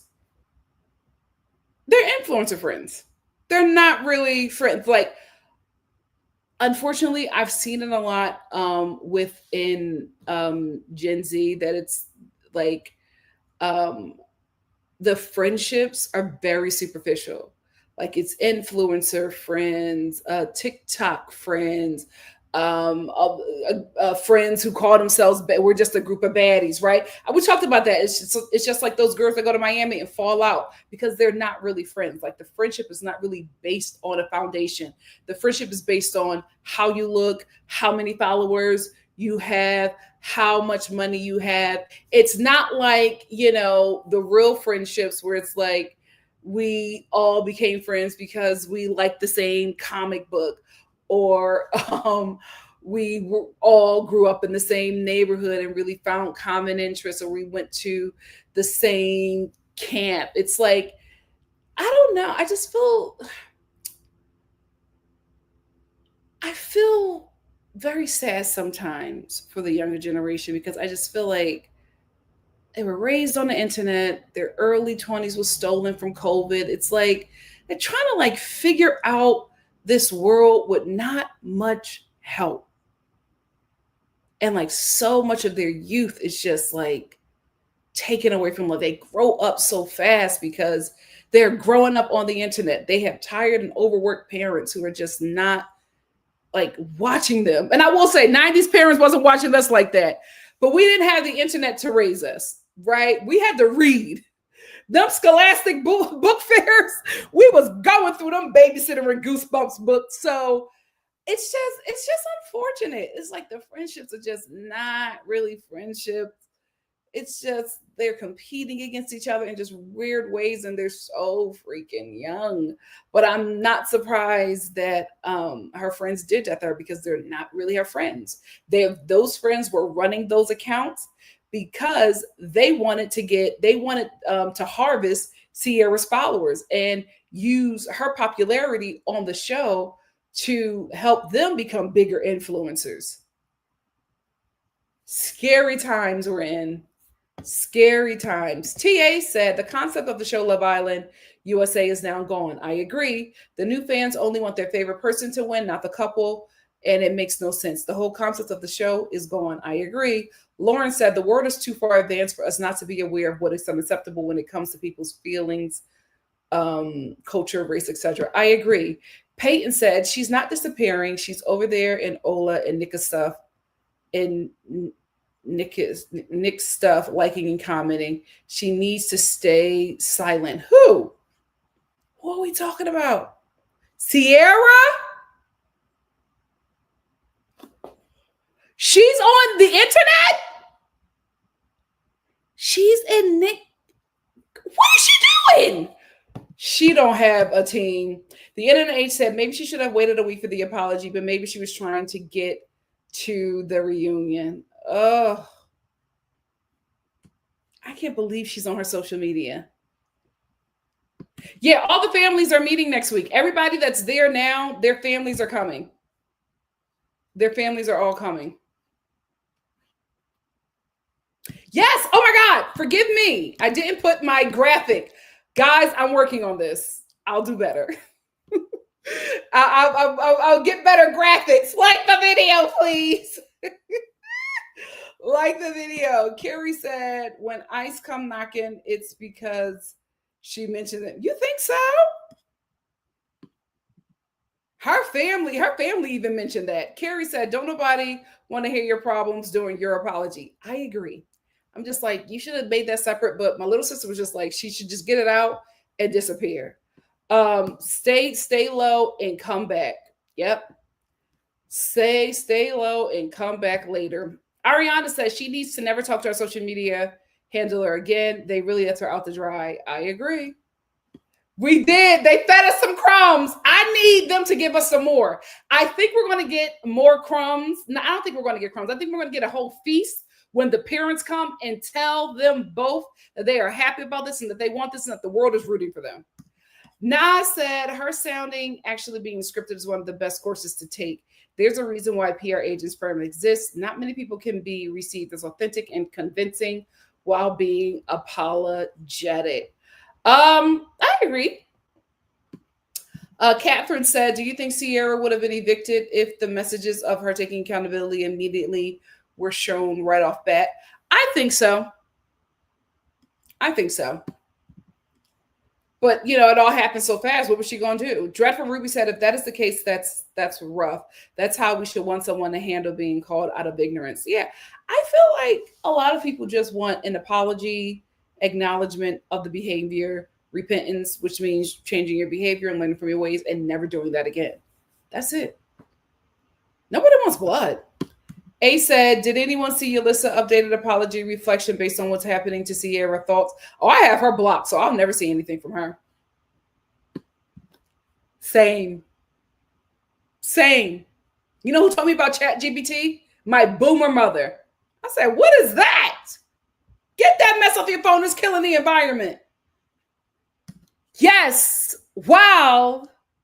He has been ordered by the court to pay $5 million to the woman he sexually assaulted. America's president. I'll never forgive MAGA. Never. Polymer said, if Ciara is not at the reunion, Austin should definitely most def not. So frustrating. Austin's white, and we're in a time right now where it's like this is the 60s, y'all. A lot of us were not born to experience it. We're going to find out what it was like. We won't have to read about it in the history books anymore. We're going to feel it. Carrie said, when Nick pulled Ace after staying in bed, I thought it's going to be bad news, but it's just Olandria on 5. Amen. Nas said, millennials and Gen X got ours out the dirt when it came to writing those essays and learning grammar. We honed those skills, and we for sure are going to use them as much as we can. As many essays as I wrote in high school and college? You kidding me? I was forged in the fire. Forged in the fire, baby. Josie said, I'm a Zenio, and I have to use ChatGPT. The concept is weird to me. I prefer to use my own ideas. Good for you. It's killing the environment, guys. Stop using it. It's bad. You're smart enough. You have it in here already. You don't need anybody else's words. Celeste said, one of my best friends, I love her, but she uses text. That's bad. There is this guy on TikTok who was like in a whole relationship with ChatGPT. It's so weird. Wally was a documentary. It was a documentary. It's bad. It's bad. It's bad. Hey, Devonda. Devonda said Access Hollywood needs to talk about the hate that Chelley and Olandria are getting. I'm pissed as a viewer. They don't deserve the hate. I agree. I agree. He's absolutely jealous. M. Strong said, I knew you would say, Zach. I only seen one video so far. Oh, he's doing all the talking. He's doing polls. He's anybody that will interview him. He got something to say. Now, listen, I get it. You want to extend this 15 minutes. JD dropped the rap song. I absolutely get it. But I don't think these Love Islanders realize that the only people who are probably going to have a lot of traction are Chelley and Ace and Olandria. Olandria is going to outpace everybody. They're going to outpace everybody. A lot of people are going to be forgotten because this season was so toxic, and it's no fault of their own. But a lot of people are going to be forgotten. Season 8, we are not going to be talking about them like we're talking about Serena and Cordell.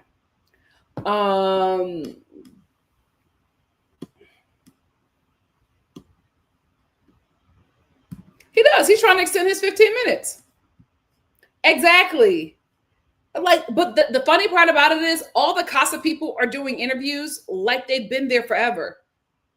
I want to hear from Clark and Taylor. I'd rather hear from them than Grayson. Bella keeps on doing interviews. She was there for 24 hours. Why are we talking to her? Like, she is another one that's getting on my nerves because she keeps on trying to extend her 15. And it's like, girl, you were not there long enough to have all of these opinions. Like, before it was cute. Thank you for the insight. Now it's like, you're still talking? Y'all have to go to summer school. Get a job. I know they still need camp counselors at the Boys and Girls Club. It's too much.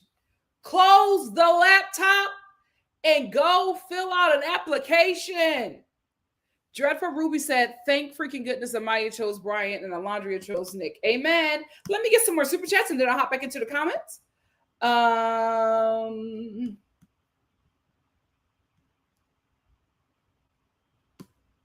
Hey, Susan, thank you so much for the super chat. Susan said, can we just split the 100? I would go with that. Can we just give it to the women? Fright Mike, what's up? Fright Mike, that's an interesting name and picture. Do you have a horror channel? I only say that because I'm a horror hoe. So I'm interested, Fright Mike. Fright Mike said, child, I'm a #1 Ace hater and was team Bramaya, but even I found myself blushing hard during this episode. I fear Chase will get my vote. Yeah, we gotta do it. We gotta hold space. We gotta hold space for Chelley. They won me over. For me, it was the praying. It was the praying. Because it was just like, it was so comical because I feel like what I like about Chelley and Ace is that they seem like a couple that has been together for a very long time. Like, I'm telling you, they give, even right here, this is Bishop and First Lady at, the new opening of their church. The grand opening of their, Atlanta campus. Like, this is what they're giving me. But it just seems like they've been together for such a long time because Ace, he's praying and he tells Chelley to give him her hand so they can pray. And Chelley's trying to put on her bonnet. She's like trying to go to bed. And Ace is like, we got to pray. I just love them. They're such a cute couple. I'm holding space for Chelley. I love those kids. My last super chat, probably not of the night, but for now, from Potato.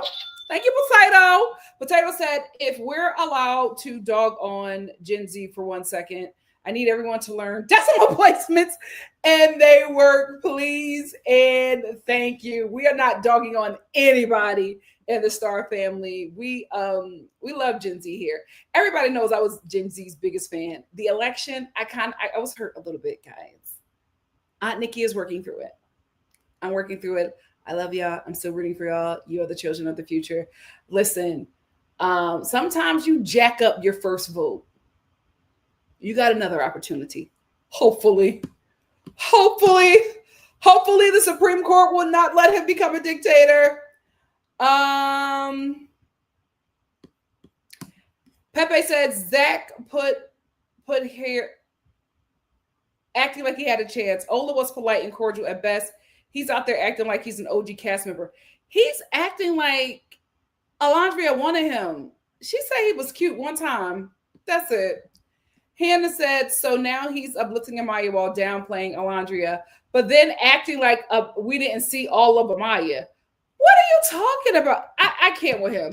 Art World said, I don't know, but he's saying the same most reviewers are saying. Yeah, who cares what that man is saying? It's giving hater at your big age. Shyler said, I feel like Huda is getting better at the same time. I feel like it's too late for her at this point. I agree. Hannah said, these contestants should be allowed to do these interviews shouldn't be allowed to do these interviews before the end of the show. Absolutely. I think they need to give them a gag order until after the finale. Everybody's talking and trying to sway viewers. Shout out to Audriana because she's the only one who's been keeping it real. She's the only one who's been keeping it real. Cece said, out of all the Islanders that left meeting up, gay, desperate. Yeah, they're trying to make it happen. They're trying to make something happen. And I don't fault them for that. But I'm just like, y'all do not realize how bad this season was. Everybody is trying to forget y'all while the show was still airing. Peyton said, Miguel, let me embarrassed. He's not going to be his friend anymore. I know that PPG is watching this disgusted. Devonta said, I want them to go away and stop talking. They're all talking bad about the remake. It's jealousy. They're jealous. Miguel himself is a mess. When he told Cordell, is that what you're expecting from your future wife after Serena dragged him? I love that we are never letting him forget that. Because that's the thing. Miguel was a good bombshell, but the way he treated Serena, she's good friends with him now. PPG, I love it, but I don't have to forgive him. Josie said, there were rumors about Miguel. Okay. Well, no, I didn't mean they were zesty like that. Oh, God, I meant like Zoolander zesty. I'm sorry. The Whitney Edda said, in addition to Miguel, we don't need any of Cassie's or Johnny's friends. I don't want nobody. I don't want people on this show who know Love Islanders. That's how we got Ciara. No shade, but I know randoms. Let's give us randoms. TA said, yes, finally was glad to see a throwback Love Island. These last few episodes have been great. I agree. Hey, Kingdom Lex.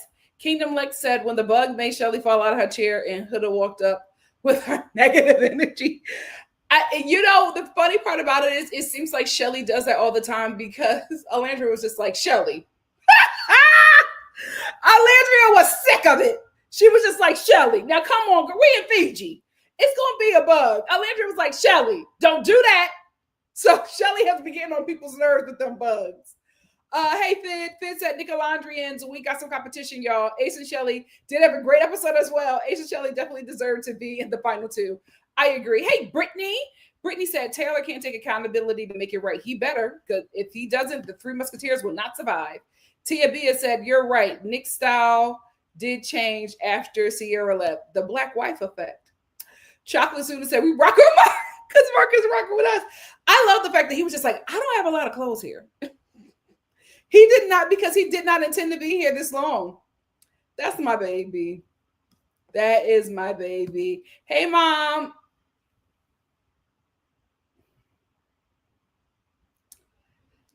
Mama Star said, Nikki, Ace, Nick, and Taylor are besties, and they will get things together. I see the couples getting together outside the island. I think so, too. Hey, Shoni. Shoni said Nick likes Taylor, but he knows that with him out of the villa, like saying Olandria would stop holding back. I agree. Megan said, I don't know if he'll let Taylor around Ola to apologize. LOL. Marcel Senior going to step behind his wife every time. Like, I feel like when they become official, Taylor better fix that. Titanium said, I'm still Team Olandria and Chelley. I can't make a decision until I see the family meetings. Me too. But I'm more Chelley.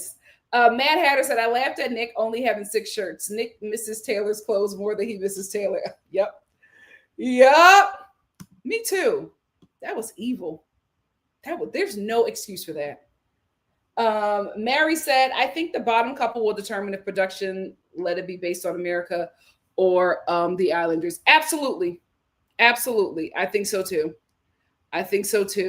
Yasmin said that BuzzFeed article was some nasty work. It was just gross. I couldn't believe it.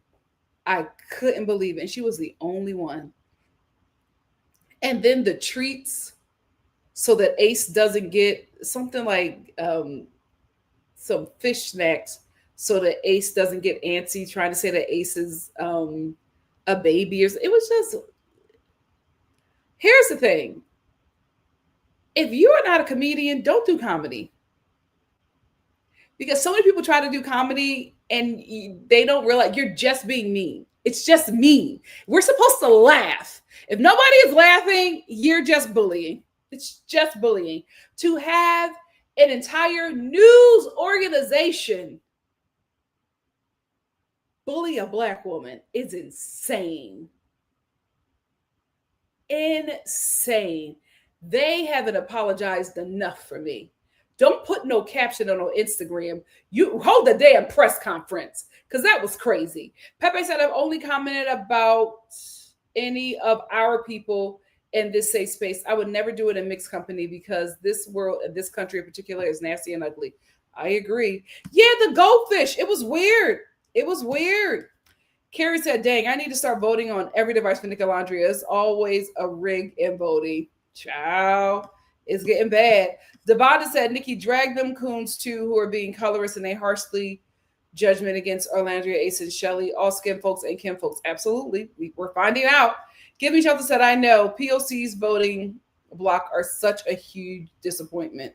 Absolutely. You would think after what is happening now, the lesson would have been learned. But I'm like, how bad does it have to get for people to wake up? Carrie said, Ace really was saying Chelley didn't tell him he was doing good during the baby challenge. She did. She even gave thumbs up to him. If he needed reassurance, I wish he would have said it better. I think Ace needed to feel like he was a top couple with America because remember, Ace was in his feelings after that last vote. He couldn't believe it. He was like, America doesn't like us? Like, he was so shocked because they don't know, guys. They don't know what's happening. They don't know that it's a whole race war going on within the fan base. They don't know. They have no idea. Audrey said, I'm so glad that Chelley showed a classy hideaway. Ace screwed himself with the Amaya thing. As much as I love Team Olandria, I'm afraid of the backlash if they win. Amaya is safe to avoid that. I'm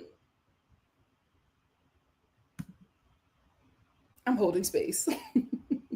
Pepe said, fortunately for me, I've always known how anti-Black most Latinos and Arabs are when Africa shaped a lot of their cultures, i.e. well, dance, food, henna. Well, here's the thing. For me, again, we talked about this, y'all. Philly was such a bubble for me. It was not until I traveled outside of Philly that I was just like, oh, what's crazy out here? Like, I grew up, well, I mean, I grew up around like Puerto Ricans, but it was like they were Puerto Rican, but they were more Philly than Puerto Rican. Like, it's weird. I can't explain it. Only if you're from Philly will you understand. It's like you are your culture, you are yourself, but you're Philly first. Very different. Very, very different. But it's just like, I just did not know these things.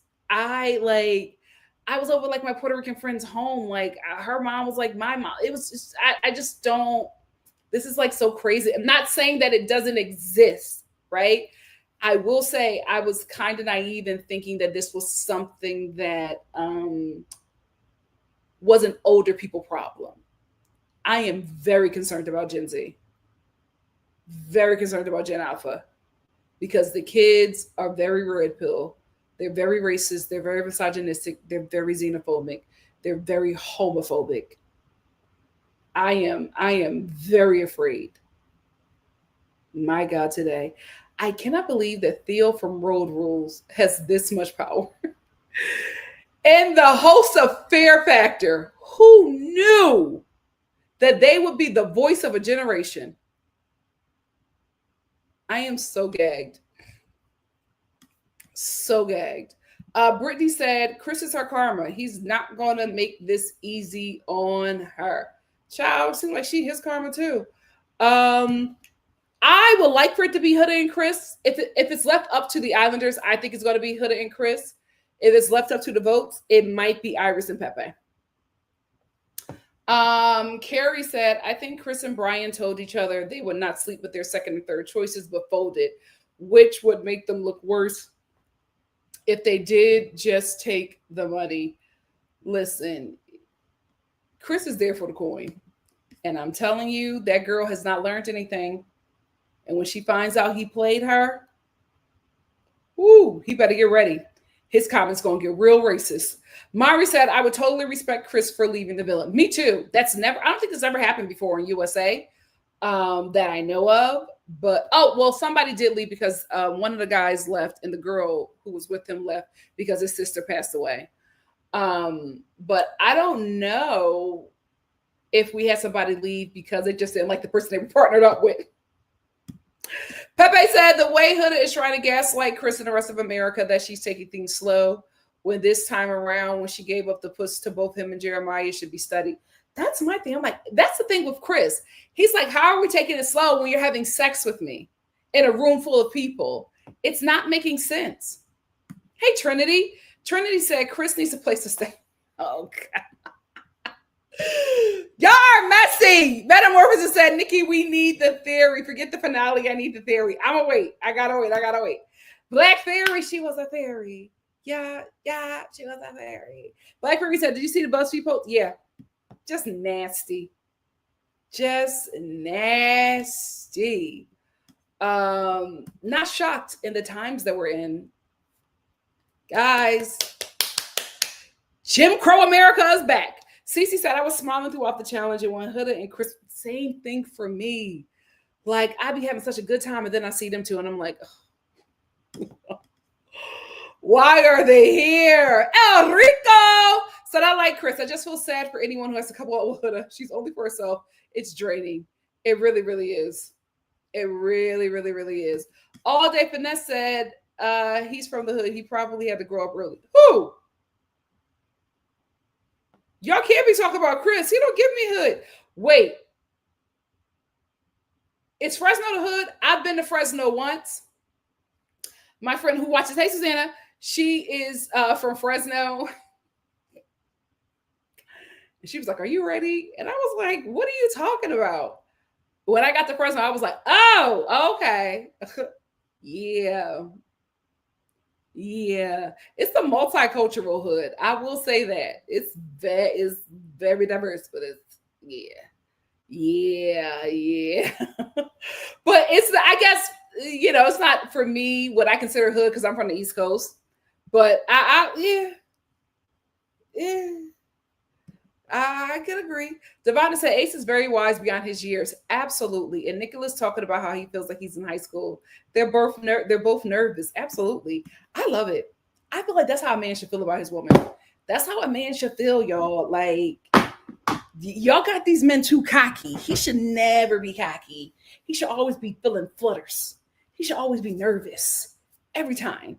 Kingdom said, I feel like a guy from her own culture could have made her worse or would have taken that mess. That's what I'm thinking. I'm thinking that she had to jump ship because the guys in her community was just like, no. Who you talking to, Huda? Audrey said, I love Ace being raised well as a God-fearing, modest gentleman to women, but I'm worried about my Chase and Nicola for the reunion. But they get brands. Sad that they won't get as much love and respect to see the season 6 finalists. Yeah, thank God. I know the season 6 cast is so happy that they had us as their viewers and not these mega nut jobs. Brittany said, Hood is a single mom. She's stuck with black men. She could go. Oh, Lord. Oh, child. Hey, Takara. Takara said, I told y'all Ace is a good soul. I hate it took y'all all season. LOL. but he needs the love right now. Listen, y'all know I was holding space for Chelley early on. Ace pissed me off with the way he treated Chelley. I didn't like it. He want me back. If she forgave him, I'm gonna forgive him too. He want me back. Betty said Huda is so toxic and draining. She ruined most of the season in many ways and should have been dumped weeks ago. See how only Amaya still has patience for her, the fellow therapist. Everyone else is sick of her. Yeah, they're drained. Her Royal Freshness said Nick's pictures be having me laughing because he low-key doing them Birdman hands like he about to drop a mixtape this summer. I love our light-skinned Nick. He's so fun. He's such a sweetie. Kay, what's up? So Ace really won my heart these last few episodes. I'm still vote for Olandria just based on their sweet friends to lover story, but I will still be very happy if Chelley wins. Black love. Amen. I just don't want her to drain her. Always Prices said Amaya is the only one who pacifies Huda. The other girls had to shut it down. She showed her colors. They said bet. Yep. Hey, Crystal. Crystal said, I never disliked Ace, just hated how he treated this game like Big Brother Survivor. It ruined a lot in the beginning. I will give you that. Enrico said Olandria is ready to receive. Nick got to get out of his own head and just make a move. I agree. Because he did, I told you, he did a little grip. And then he looked and she ain't moving. He said, okay. Nasby said Olandria clocked that Nick's been behaving more mature since they recoupled. I just know he was beaming when she acknowledged it. This is the thing. This is her first work guy. So she got to craft him to not change him, but she got to put the black wife effect on him. And then they'll be fine. It's happening, but she got to do her thing. She got to do her thing. Mad Hatter said, people saying Nick and Olandria is a friendship for money is hilarious to me. They were shocked they survived the America's vote. They have no idea how popular they are outside. Yep. April said, yeah, this is unhealthy, LOL. People champion for the wrong stuff. Y'all got it. April, what is this in reference to? Fid said, I love how Nick is complaining about their pace, how Nick is not complaining about their pace at all. He said he loves it and appreciates it. He likes her. He likes her. And so whatever she wants, he gonna do it. Nasby said, I'm gonna need my Chelley soldiers to lock in that next vote. I'm gonna count on Nick and Olandria Hive to keep doing their job. Nick crying when he sees his family next episode will surely help endear him to more people. Absolutely. Kay says, what's crazy is you can really see how Nick has matured since being with Ola. He's like a whole different man with her than he was when he was with Ciara. This is the thing I want to say about that. You know how you be like, let's say, I won't say that anybody here has experienced it, but you know how you be watching the movies and there's a woman and she likes this man and she is trying to make this man into something, like trying to make him love her and appreciate her the way she wants to love and be appreciated, and it doesn't work and they break up. And then she sees him loving and appreciating a woman the way she wanted to be treated. And the thing about it is, it's hard to swallow, but it's like he's doing that for her because he liked her. He didn't like you. That's why he's not doing those things. That's why it's a task for him. That's why it's a chore for him. You were not what he wanted. When he got what he wanted, she didn't have to ask.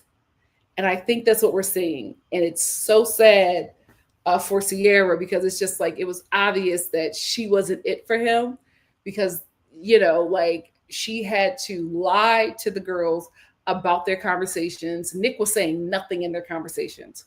He was saying nothing in their conversations. He was trying to break up with her while he was closing off with her. Like, it was insane. But then you see him with Olandria and it's just like he's a whole new man. Megan said, I'd be scared too, Ola. I get it. It's a mental, it's scary. It's a very scary, especially when you get like a white guy. Like Nick is somebody who, grew up in a diverse community and went to a diverse school, but he's white. That's a lot to take on. She ain't never been there before. That's scary for her, y'all. Always Price to say, yes, Olandria is very scared. She has a mental barrier she has to overcome when dating this white man. In the South, we are not raised to like white men. The North either, child. I don't know what's going on over here in LA. They are somewhat labeled dangerous. Yeah. I guess, but like, I'm like, do y'all have elders? For black people who just like always have like a non-black partner. I'm like, have the older black people in your family said anything? Like, it's so, like, when I see that, I'm like, you got another non-black partner? What does your family say? For me, it's so not normal, but for some people, it is, especially in LA. I'm like, y'all do this? Pepper said, I also think Olandria is very measured in how she responds to Nick because the last clown embarrassed her. Absolutely. And also, everybody keeps on forgetting this. She is an eldest sister to very young siblings. She is the eldest sister, the eldest. So she has to hold it down. She can't make mistakes. She can't make mistakes. And that's how she holds herself. It's unfortunate, but that, I feel like, people need to give her grace for that. Fitz said, I think Olandria is actually very open with Nick, but we don't see it. Nick says how much he loves, how much they flirt in their conversations. Ace only commented how Nick Olandria were talking for so long. Yeah.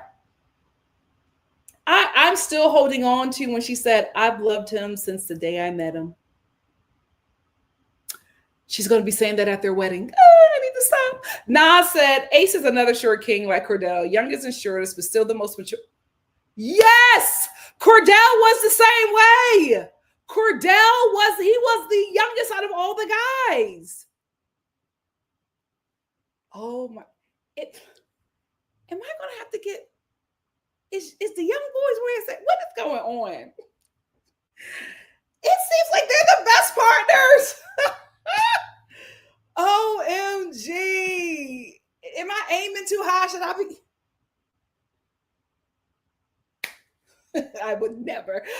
Elrico said Olandria led Nick to them. And he was so happy. He wanted. He ain't know. She let him do it. She sure did. He was like, oh, okay. Okay. I was so happy for him. Kimberly said production needs to pipe in. She's giving him something he could feel. Yes. Always Price said yes. After the handful during the kiss, Ola had the girls perked up, back arched. It was spicy in that photo booth, child. Spicy. Paula Girl said, let's give O room and grace to get over her black cowboy dream. Let her navigate at her own pace.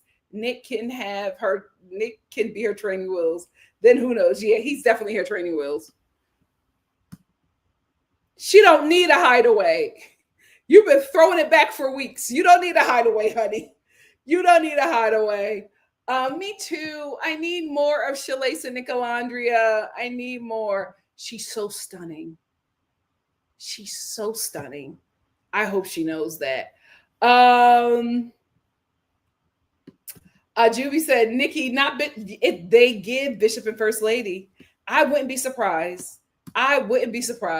Nicole said that trailer did not entice me to what. When I saw Connor, I said, y'all want us to watch this. Why is Connor there? He gave nothing on the season 6. Kay said Ace is 22 going on 72. He is an old soul. Hey, Bunny. Bunny said, and the song that was playing while he asked for her to close off was perfect. I ran and downloaded it, and that's when they got me. Ace has always been very attentive and romantic throughout. He always has. Ariana said, thank you for saying his name, because when I saw Connor in the trailer, I was just like, what is he doing here? Absolutely not. Her Royal Fortune said, I wonder how Taylor is seeing how much he was trash on the show. Child. He's probably freaking out because Clark said, my boyfriend is picking me up, so you don't got to pick me up from the airport. Thank you. I don't need a ride. My boyfriend coming. Kingdom Like said, all future contestants should need testimonials from their exes. Absolutely. And therapists. That's her favorite move. She took a class.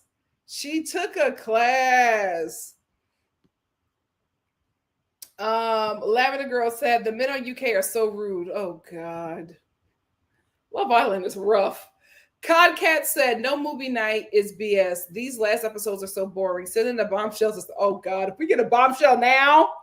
Kay said, let's talk about how Taylor confirmed in a new interview that Nick told him he was.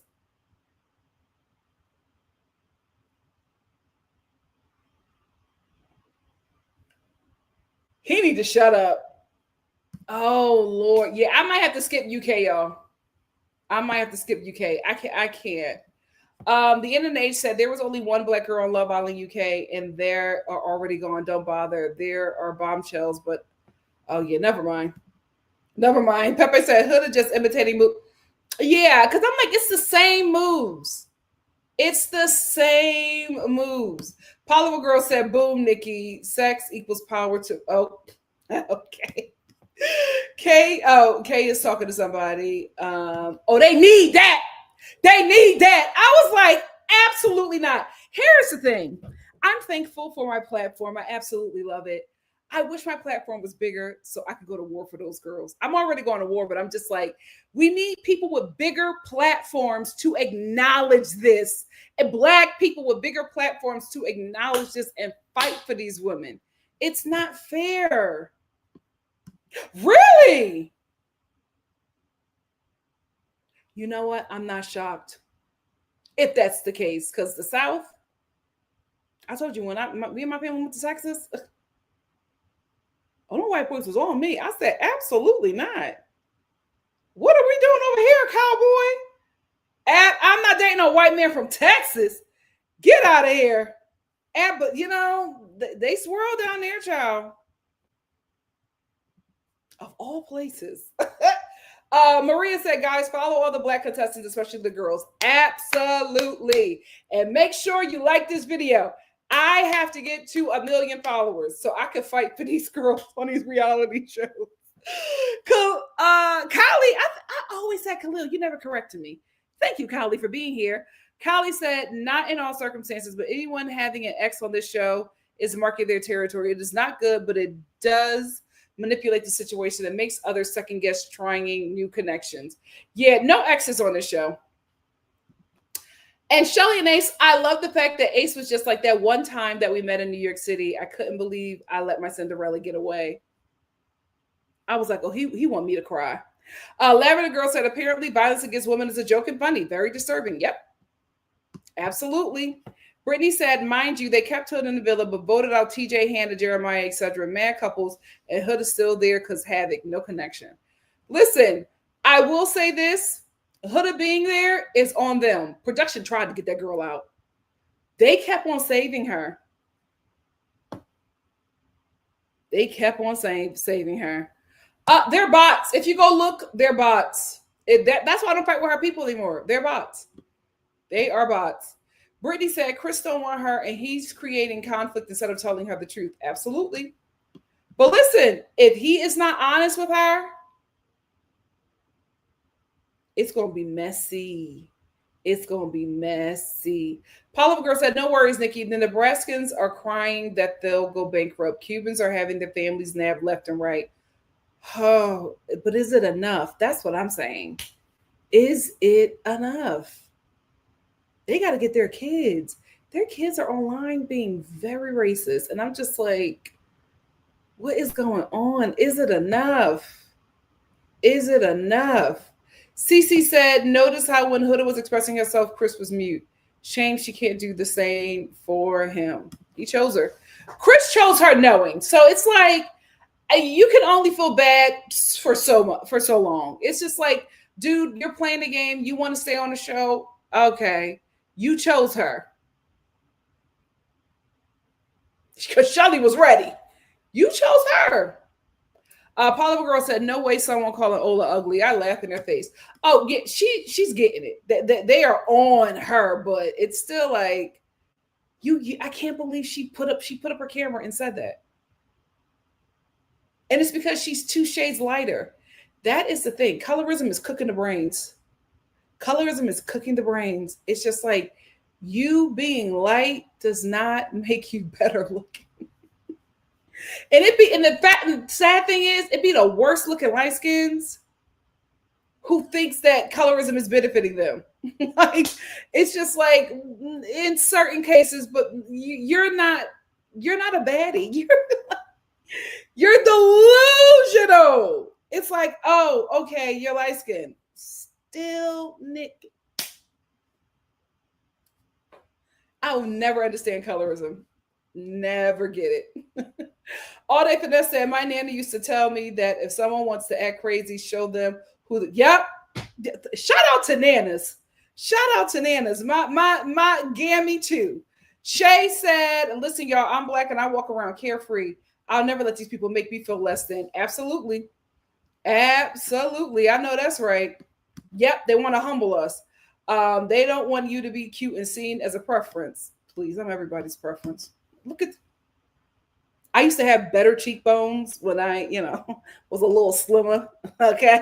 I was on my Olandria, but come on. I'm everybody's preference. Give me shelter said that's what gets me. MAGAs and conservative always find their way and stay in liberal spaces. Yes. And the MAGA men want liberal women. Misery loves company. Nasby said history has shown that the pendulum always swings back. Yep. That's why I'm like, hold the line, fight back. We will win the war. Society tends to get real progressive and then regress to getting real conservative. Yeah. I will say I hate living in the fall of the white empire. It's scary.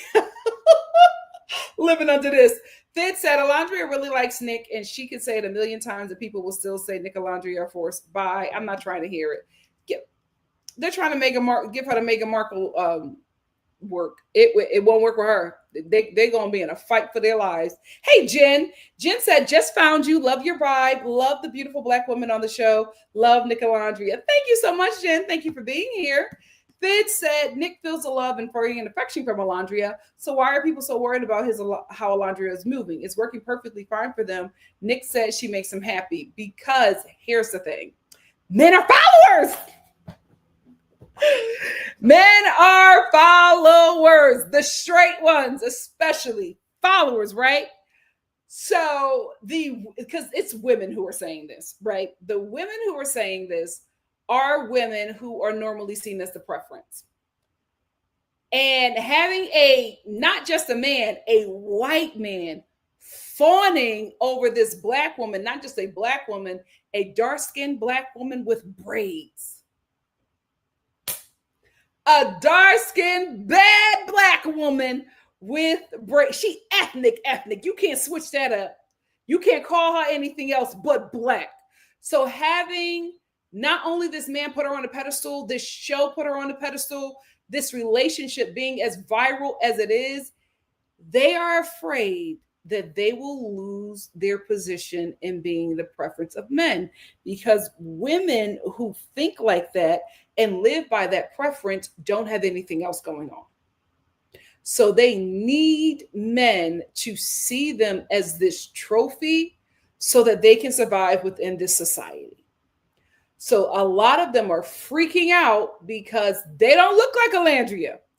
And if Olandria becomes the preference, or women like her become the preference, they are in danger. Their livelihood is in danger because a lot of those women are raised to be wives and mom, and that's it. Nothing wrong with that. But their entire world revolves around a man picking them. So if they don't have that working for them anymore, what are they going to do? They feel like they're losing. They'll lose something if Olandria or women like her become the preference. Because what are men going to do? They're going to see this man loving on this Black woman, and the men are going to be inspired and follow and go get a woman like that, because men are followers. There are so many men who are married to women that they do not really want to be with, but they are only with them because the man that they look up to or the man that they want to be like has a woman like that. The woman he really wants is the one he's cheating with. That's his type. But because his favorite rapper, his favorite ball player, whoever he looks up to has a woman like that, he has to get that kind of woman. It may not be necessarily be the woman that he wants, but he has to get that kind of woman because that's who he wants to be like.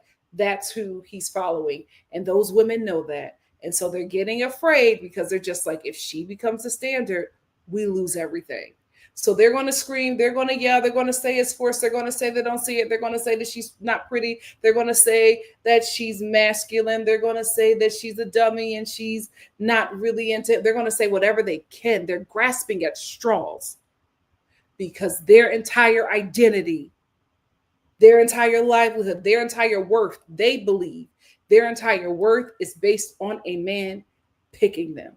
And they know that men will follow whatever a popular man is doing, especially if that man is white. They're afraid that they're going to lose the preference position because this show has a lot of influence. Listen, very ghetto what I just did, but I'm from Philly. I'm old enough to remember a Bronx town. And I remember how I remember going to school right after that movie came out. Everybody was talking about it. And I'm telling you, by the summertime, every Black girl had an Italian boyfriend because of that movie. Not because they wanted an Italian boyfriend, but because of that movie. I will never forget. Them Italian boys was running through them halls trying to get something Black. Every Black girl, especially every dark Black girl, had an Italian boyfriend because of the Bronx town.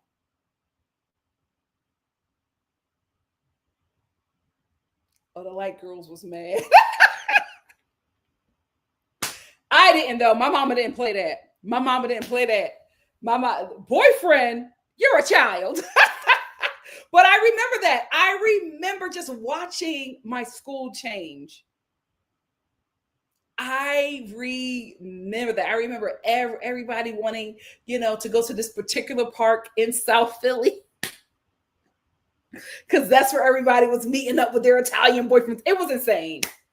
It was insane. But that is the influence. And that the preference is afraid of that influence. Give Me Shelter said, is the looks manly in the room with, she's just dark. And that's what I keep on saying. Black women, y'all better stop playing with that. Because you might be a little lighter than Olandria and you think calling her masculine because she's dark. You think that won't never find you?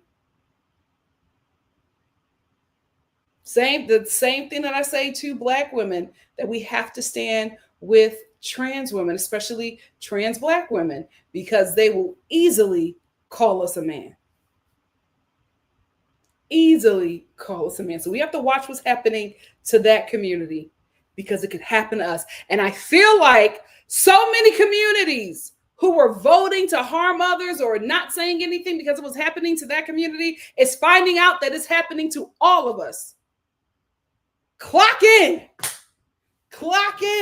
You because you brown skin alike, you think calling Olandria dark skinned girls masculine, you think that won't find you? Fools. Sheeps being led to slaughter. Can't stand anything about them, and everybody in Philly hates them. That's why I love my city. I don't care what anybody says. I love that liberal city. Chocolate Suda said Grayson has no place to talk as fast as okay. All that crying over Pepe. Speaking of Pepe and Iris, the way Ian clocked that they have childlike conversations, I was on the floor. But Pepe and Iris, their conversation, I was just like, what is happening? I've never dated an athlete before. I'm a theater kid, so I've never been in spaces for that. And I think they're attractive, but I'm just like, it's not my thing. No shade. They're gorgeous men. Not my thing. I like my artsy boys. I like my writers and directors. Had a little phase with musicians. I'm delivered. Never go down that road to hell ever again. But I'm a theater kid, so I like my artsy boys. So they're not for me, but they're hot. I get why women go after them. But after listening to the conversations with Iris and Pepe and Huda and Chris, for those who date athletes, is this what it's like? Oh, is this what it's like with them? Oh, those conversations go nowhere. And everything is about basketball. Oh, praying for y'all. Praying for you wags. Jess G said Ciara has, oh my gosh, she needs to stop. You know what, Ciara? Okay, I tried to help, girl. Can't tell these kids nothing. Cece says she don't need to come back till like December, honestly. I said 2026. If I was her, I would come back on New Year's Day with a New Year post, ready to live a life healthy and free and better for me and my community. One love, hashtag stop Asian hate. That's how I would have came back. New Year Day. Why are you liking posts about you and Nick? You haven't learned. Peyton said, I'm studying to get my teaching license here in Texas. Amen. They only told us to. It's so bad in Texas. Thank you, Peyton. Thank you. Thank you, Peyton. Oh, Lord, you're needed. Carrie said, yeah, Ace and Chelley seem like roommates who may visit each other's room twice. No, they just saved. They just saved. B. Nichols said, yes, enough of the friend Islanders being cast. Ridiculous. Yeah, I don't need it. Rachel said, guys, I need Pepe and Ira off the villa soon because why am I skipping? Pepe and Iris, Huda and Chris, I can't. It's Chelley and Olandria for me. I want a full Olandria episode. I'm sorry. The way they keep on giving us all these long scenes with Huda, I don't want that. I don't care. Nasby said, being in the bottom with America seems to have solidified Chelley's. Love that for them. Me too. Shay said, I'm not voting Amaya just because I'm afraid of the backlash. Same. I'm gonna vote for my people. Audrey, well, not saying like my people, but my Chelley and Olandria. Audrey O said, TJ said that Pepe was like a big brother to him since he only gave younger brothers. So since he only had younger brothers, so his vote for Taylor and therefore his Iris coupling hurts even more. Iris rebounding so fast does turn him a little off. The way she was crying, I mean, I feel TJ. Nasby said, I did like how Pepe had held Iris's neck and that kiss on tonight. Oh, the white boys in the villa are hoes. They got bodies. Pepe know what he doing. Hey, Amma. Amma said, I told my friends that Huda's allergic to being normal. She reminds me of my little friends and I before therapy. We were 16. Yeah, the way Huda acts, you expect that of a teenager. I'm telling you, she's 19 here. Nicole said, new piece of info on Nick Olandria. I saw a podcast clip where Taylor says Nick asked for his blessing to pursue Ola. He needs to shut up. He's not helping himself. Betty said, Nick is a definition of if he wanted to, he would. Amen. Because he treats Queen Olandria, because of how he treats Queen Olandria versus Ciara is night and day. Yep. Hey, Califia said, all I know is why they cut Nick Olandria kissing in the booth but post the pics. Exactly. I needed more. Zena said, you know what got me? Amaya and Brian sneaking planning to get Huda and Brian to talk to each other. It had me kicking my feet. I thought it was cute. I liked them, but it was just like they did all that and Huda and Chris still were bickering. They gotta go. Deluxe Explorer said, I like how Ace and Nick are going on their own pace, not rushing anything and feeling pressure. I like that too. Paloma Girl said, what? Ephraim with the you two? I love. Funny enough, my dad was the one that said, go with. Oh, all right. I know that's right. Swirling parents. Alma said, colorism had me thinking I was ugly for years. I worry about young black girls because now I'm an adult. When people say I'm attractive in any way, it feels like people are lying, making fun of me. I'm so sorry that you feel that way. I would like to say this as somebody who has seen you because you've been on my panel a few times. You're stunning. I really thought you were a model. You know, I love that you're, smart, getting your education, but you are gorgeous. Never think anything less than. Never think anything. You are stunning. I know you know it, but I just want to reassure you. What you see in the mirror, that girl. That girl. Anybody who doesn't say that, hating, because they know who you are. They need you to be convinced that you're not that girl. Don't let them fool you. Cece said if Ola wasn't making him happy, he would say that. Yep, Nick is, when he not happy, he gonna say it. Remember how he was with Bella, very vocal about his frustrations with her. Absolutely. Bella, who doing all that damn talking. Hey, Opulent. Opulent said, yep, my bestie had a boyfriend like that. He said she's a video vixen. His favorite rapper is 50 Cent. Poor thing. Do he got money? Kimberly said, my surviving child is a trans female. We are scared out of our minds here in Utah. I am so sorry. Please continue to protect that baby with everything you have. So glad that she has parents like you, just understanding and loving. She's in a safe space with you, but I know it has to be scary for you to be raising her in Utah. But you're going to be all right. You're going to be all right. You and our baby going to be all right. Thank you for sharing, Kimberly. Nicolette said, Olandria looks like Sandy the squirrel. Oh, she does. She gives me Sandy. I can see it. And I don't think that was a read, Nicolette, because it wasn't a read for me. She does give me Sandy. Just adorable and fly. Paulo Girl said, PSA, get your passport and make sure it's 5+ years valid. Your BCs and all your vital documentations is secure, easily accessible in places. I agree. My family did the same thing. B. Nichols said, OMG, yes, Nikki, we need an Olandria episode, no hood at all. Absolutely. Give me all hoodah. I mean, crashing out. Give me all Olandria. NikkiNicoleStar, please. Alex said, Taylor is Rock Nation and he will grow. Listen, Pepe been all around the world. That's one thing. Them conquistadors, they're lovers. That's how they colonize. They colonize your coochie first and then they take your land. Cece said, no, when TJ Red Iris got cracked on. I keep on missing these people's lives. Audrey said, can you review Love Island USA season 5? Love Island UK 5, Beyond the Villa, Got to Get Out, and Jesus, Audrey, girl, I got a life. I already did Love Island 5. Beyond the Villa, you really want me to watch that? I'll give it one episode. I'm doing the same thing with Bachelor in Paradise. Me and my mom, we're giving it one episode. If it's not given, we're out. I'll give it one episode. But I will do a poll after this. I want you guys to let me know. And can you write this again, Audrey? So I can, because I copy your comments.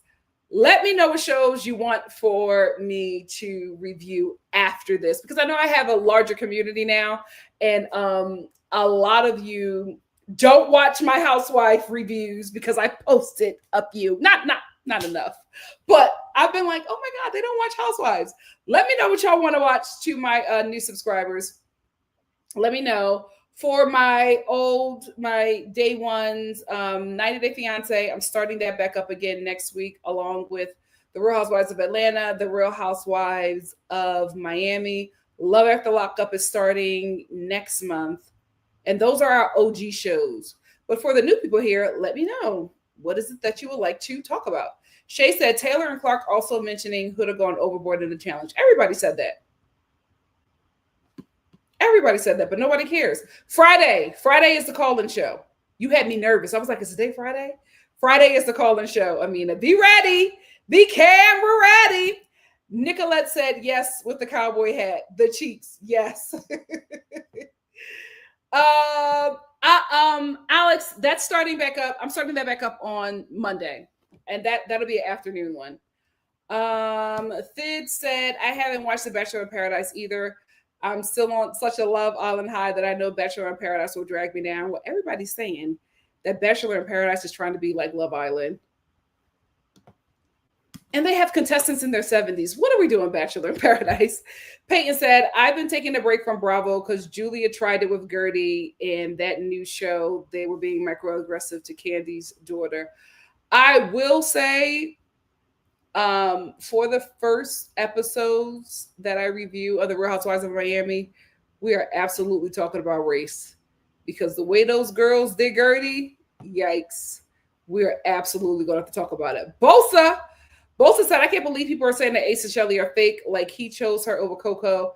He would have left already. They need to lie to make Huda look good. But you notice the more Huda just keeps on slipping back into her old ways, that fan base get real quiet. Kingdom said, Paradise is fighting for their life, trying to complete with Love Island. It looks like a different show now. Yeah. It from what I've seen, it's not giving, but I'm going to watch the whole episode and decide then. Opulent said, I heard that Ash Trevino lady is trying to be on Love with the Lockup. I don't know much about her. I just hear people talking about her. She seems like she'd be perfect for Love Island. For Love at the Lockup. The internet said, yeah, I haven't been watching Miami because of how they are doing Gertie, not liking it. Like, they do not care that Gertie has cancer or is recovering from cancer. It's crazy to me. Rachel said, did you see when Ace and Chelley were talking just before they got the text? And he was shouting to Nick, like, what's that on your face? Olandria. Yes. He wants them to, like, Ace is trying so hard for them to just go for it. Amaya said, not going to lie, but seeing your ex with a woman and be better will make you sick to your stomach. Oh, absolutely. Absolutely. I've never been there, though. They never do better than me. Never. Rachel said, did you see when Ace and Chelley were talking just before? Oh, I got that one. Oh, my God. It's back. MILF Manor is back. Ciao. Will Small said, I wouldn't be able to continue. I am single, so maybe that explains a lot. Well, listen, that's the thing. It's just like you see him and you're just like, oh, yeah, well, you're doing that for her because you actually like her. Heartbreaking to see. Heartbreaking to see. And I'm not saying like I've never experienced that. I'm just saying they've never done better. You might treat her better, but they always try to spin the block. No, sir. Her Royal Fortune said, dang, I feel old and out of the loop. Love Island is the only current show I watch. Otherwise, I'm watching old Martin, Living Single, and Bernie Mac episodes. Oh, you got great taste. You got great taste. Alma said, thank you, Nikki. In case you didn't see my comment before, you're the sweetest. Oh, you're welcome. And I wasn't gassing you. I'm telling the truth. You're gorgeous. Gorgeous. Perfect. I'm waiting for that. When is that coming out? Like Netflix? Come on. Like, freaking, we got a couple that's pregnant, about to get married. They need to bring that show out. I heard that was good. Somebody recommended that to me, so I'm absolutely going to review that. The Whitney edit said, I can't wait until Love Island USA is over so I can hop back into Real Housewives of Miami. Gertie is my girl, and I cannot be stressed up with two shows. I agree. Justin Venus said, are the parents' family allowed to tell them how it's going? That's a great question. I'm not sure. I do remember from season 6, Cordell and Serena. And the reason why I remember them is because Cordell's dad is hot. My God, today. But they were just saying how they only talked about how they liked the other's partners. They never said anything about the outside world. So, I got a cash app from who? Who gave your girl a cash app? Thank you. Oh, wait, let me make sure before I get out of here that wait, and I got more I got more super chats. Thank you for empathy. Opulent, thank you so much for the cash app. Opulent said, Nikki, why won't you read Mama Star's name? Because she needs to change it. Thank you, Opulent. Love you. And let me get my super chat. Fright Mike said, this is indeed my Her Reaction channel account. LOL. You got a 6th sense. Because I am a horror hoe. I'm going to check your channel out, Fright Mike. I'm going to check your channel out. I love horror. Nas B, thank you for the super chat. Nas B said, Adriana has a switch up on the girls, a real one. Oh, I love it. I love it. Fright Mike, thank you for the super chat. Fright Mike said, I get it. I'm a Philly John too. Fairmount Rays, power. What's up? What's up? Chocolate Sooner, thank you for the super chat. Chocolate Sooner said, Nick, Elon, and the y'all walk into a bar. It's me. I'm a bar. Oh my God. Ooh, you love a white man with a perm. JLB, thank you for the super chat. JLB said, we love authenticity, but should we consider starting a bot fund for our girl? Let the bots fight the bots. Listen, as somebody who has been told to buy bots, I can't do it. Damn my integrity. I have seen it work for so many people. I have seen it work. I have seen people get jobs, book huge contracts because they bought bots. I can't do it. I can't do it, but I would throw some coin to the girls for some bots. We got to help out how we can. Betty said production doesn't allow family and friends to give any hints. Okay. They can only say how they like coupling. Oh, okay. Can they wear a Olandria shirt? The internet said they added a perfect match, so when the baby and the wedding comes, Eddie and Ali will look like a legit couple. It's crazy. It's crazy. They're taking forever. Well, H said it was love. I don't think it's love. I think he is really into her. He's a worshiper. Nick gives me worshiper. I think he's ready to show her how much he wants her. Traders. Yes. Traders. Why is it taking too long? Why is it taking so long? It's crazy. It's crazy. Her Royal First said, girl, I love horror movies. I legit have a huge horror DVD collection. I am waiting for the horror movies to start coming up. I know we're going to hit them in the fall, but I know we're going to wait for spooky season. But I felt like there should be more horror movies. I did not even see when 28 Days Later dropped. I was like, it's already out? The advertisement for this movie, it's crazy. They are dropping the ball on horror. Dropping the ball. Hopefully, I'll be there for the wedding. Justin Bina said, excited to see social strategist Queen Justine on the perfect match. Me too. Me too. Opulent said, Nikki, would you review Bridgerton by chance? Actually, I am. I'm catching up now. I'm going to do it this season because my friend Miata, y'all know her.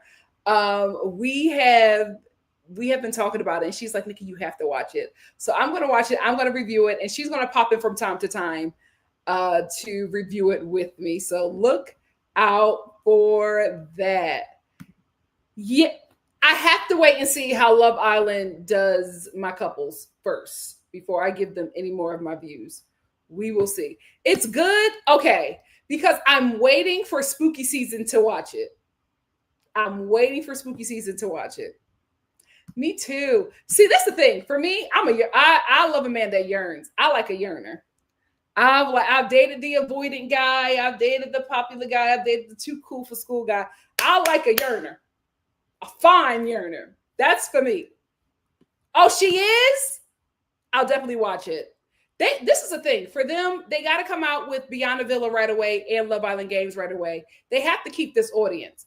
Y'all can't just, do a show and then just leave us. Y'all have to give us something. And Beyond the Villa, they're going to have to do it for this cast. Y'all going to have to milk the hell out of Olandria. Oh, good. I'm going to check it out. I was just like, I'm not going to watch it. And my friend Miata was just like, she's like, Nikki, you have to. You have to. So I'm going to watch it and we're going to review it together. Hannah said, every time they talk, Nick's eyes dilated. That man, listen, hopefully, let me get two more and then let y'all get out of here. Devonta said, Queen Justine loves her, especially in Love Island Games. I'm glad she won. I told you, she's the only woman that has played the game. She's the only one that came there for that money. Everybody else trying to get a man. Justine said, I can get whoever I want. I want the coin. Opulent said, say it with me. A man that yearns is a man that earns. Yep. Is that good? I'm going to check it out. Let me know if y'all want me to review it. Okay. Do you like it? I'll review it if y'all like it. That's my type. A yearner. That's my type, child. Finn said, Nikki, so are you in California permanently? You're still floating from Cali to GA. So here's the thing. I'm in Cali. It will be my permanent home. One, because of just, the industry that I'm in. Also, I'm not leaving this, liberal progressive place ever. Cali just fits for me and my family. California is just very safe for me. My family and I, we still are in Atlanta, and we do Cali, Atlanta, and Philly. However, with this administration, we are spending as little time as we can in Atlanta, and the majority of our time will be split between blue states. If we're in Atlanta, not even there for a week. It's not safe, and we made that decision right after the election. I love it there. I will still come down there and do some things, and me and my family are talking about doing a meetup down there too. When we're talking about the meetups that we're going to do, but right now I'm a blue state kid. I'm a blue city kid. And I've never lived like that before. And I'm not trying to live like that as an adult. So, I'm doing as little of the South as I can for now, but Atlanta's not done. But for right now, it's on pause. It's on pause. Like the Real Housewives of Dubai. It's on pause. That's what everybody says. That's because a lot of Olandria shippers are Bridgerton fans.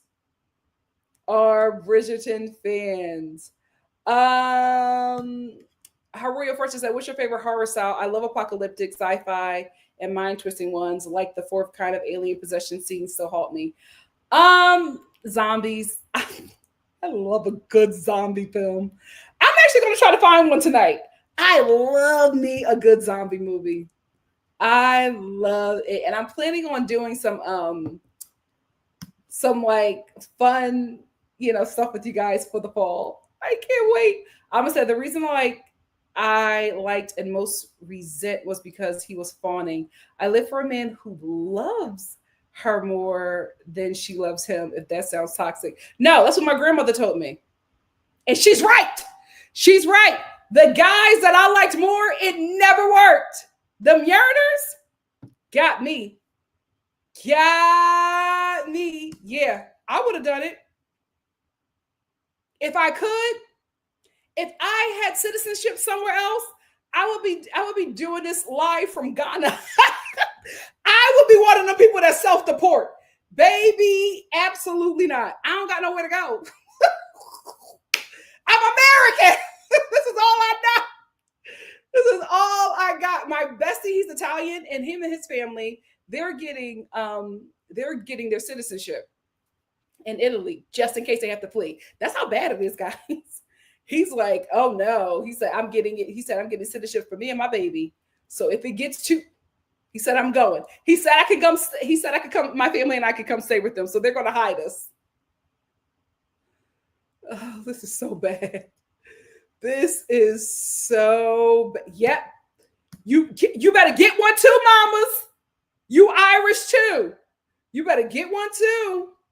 We got to do what we got to do. Joel said, have you seen the YouTube channel Entertainment in Color? Oh, which looks like a reality show like Love Island USA from a color perspective. It isn't the biggest channel out there, but it's excellent. I'll check that out, Joel. Thank you. Entertainment in Color. Let me put that in right now. I want to check that out. And thank you for reminding me, because I have to. What the hell is going on with the Chasing Dallas reunion? When is that coming out? Pepe said both Ghana and Burkina Faso, are offering shit. What? Now wait a damn minute. Who? What is this? Burkina Faso?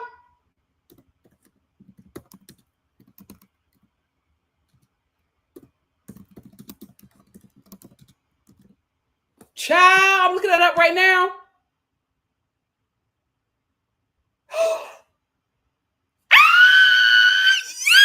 Yes! Mama, we got getting out of here. We listen. Black Americans in the chat. You better look up Ghana and Burkina Faso. We got somewhere to flee to. Oh, Lord. Thank you, Jesus. Yep. I got friends in the UK who are just like, girl, whenever you're ready. I'm ready. Mari said, I wish I could move. My friend is moving to Spain. Most countries won't take disabled folks.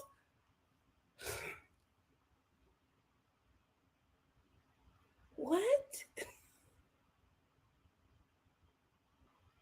I can't.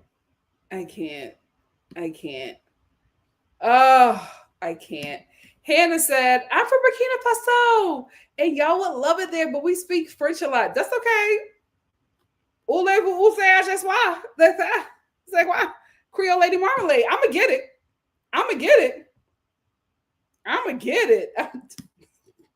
Get your papers. We going. Anyway, Star Family, I love you. That's why I love this community. I didn't got a place to flee. I was scared. I was like, I don't got nowhere to go. I got to fight this out.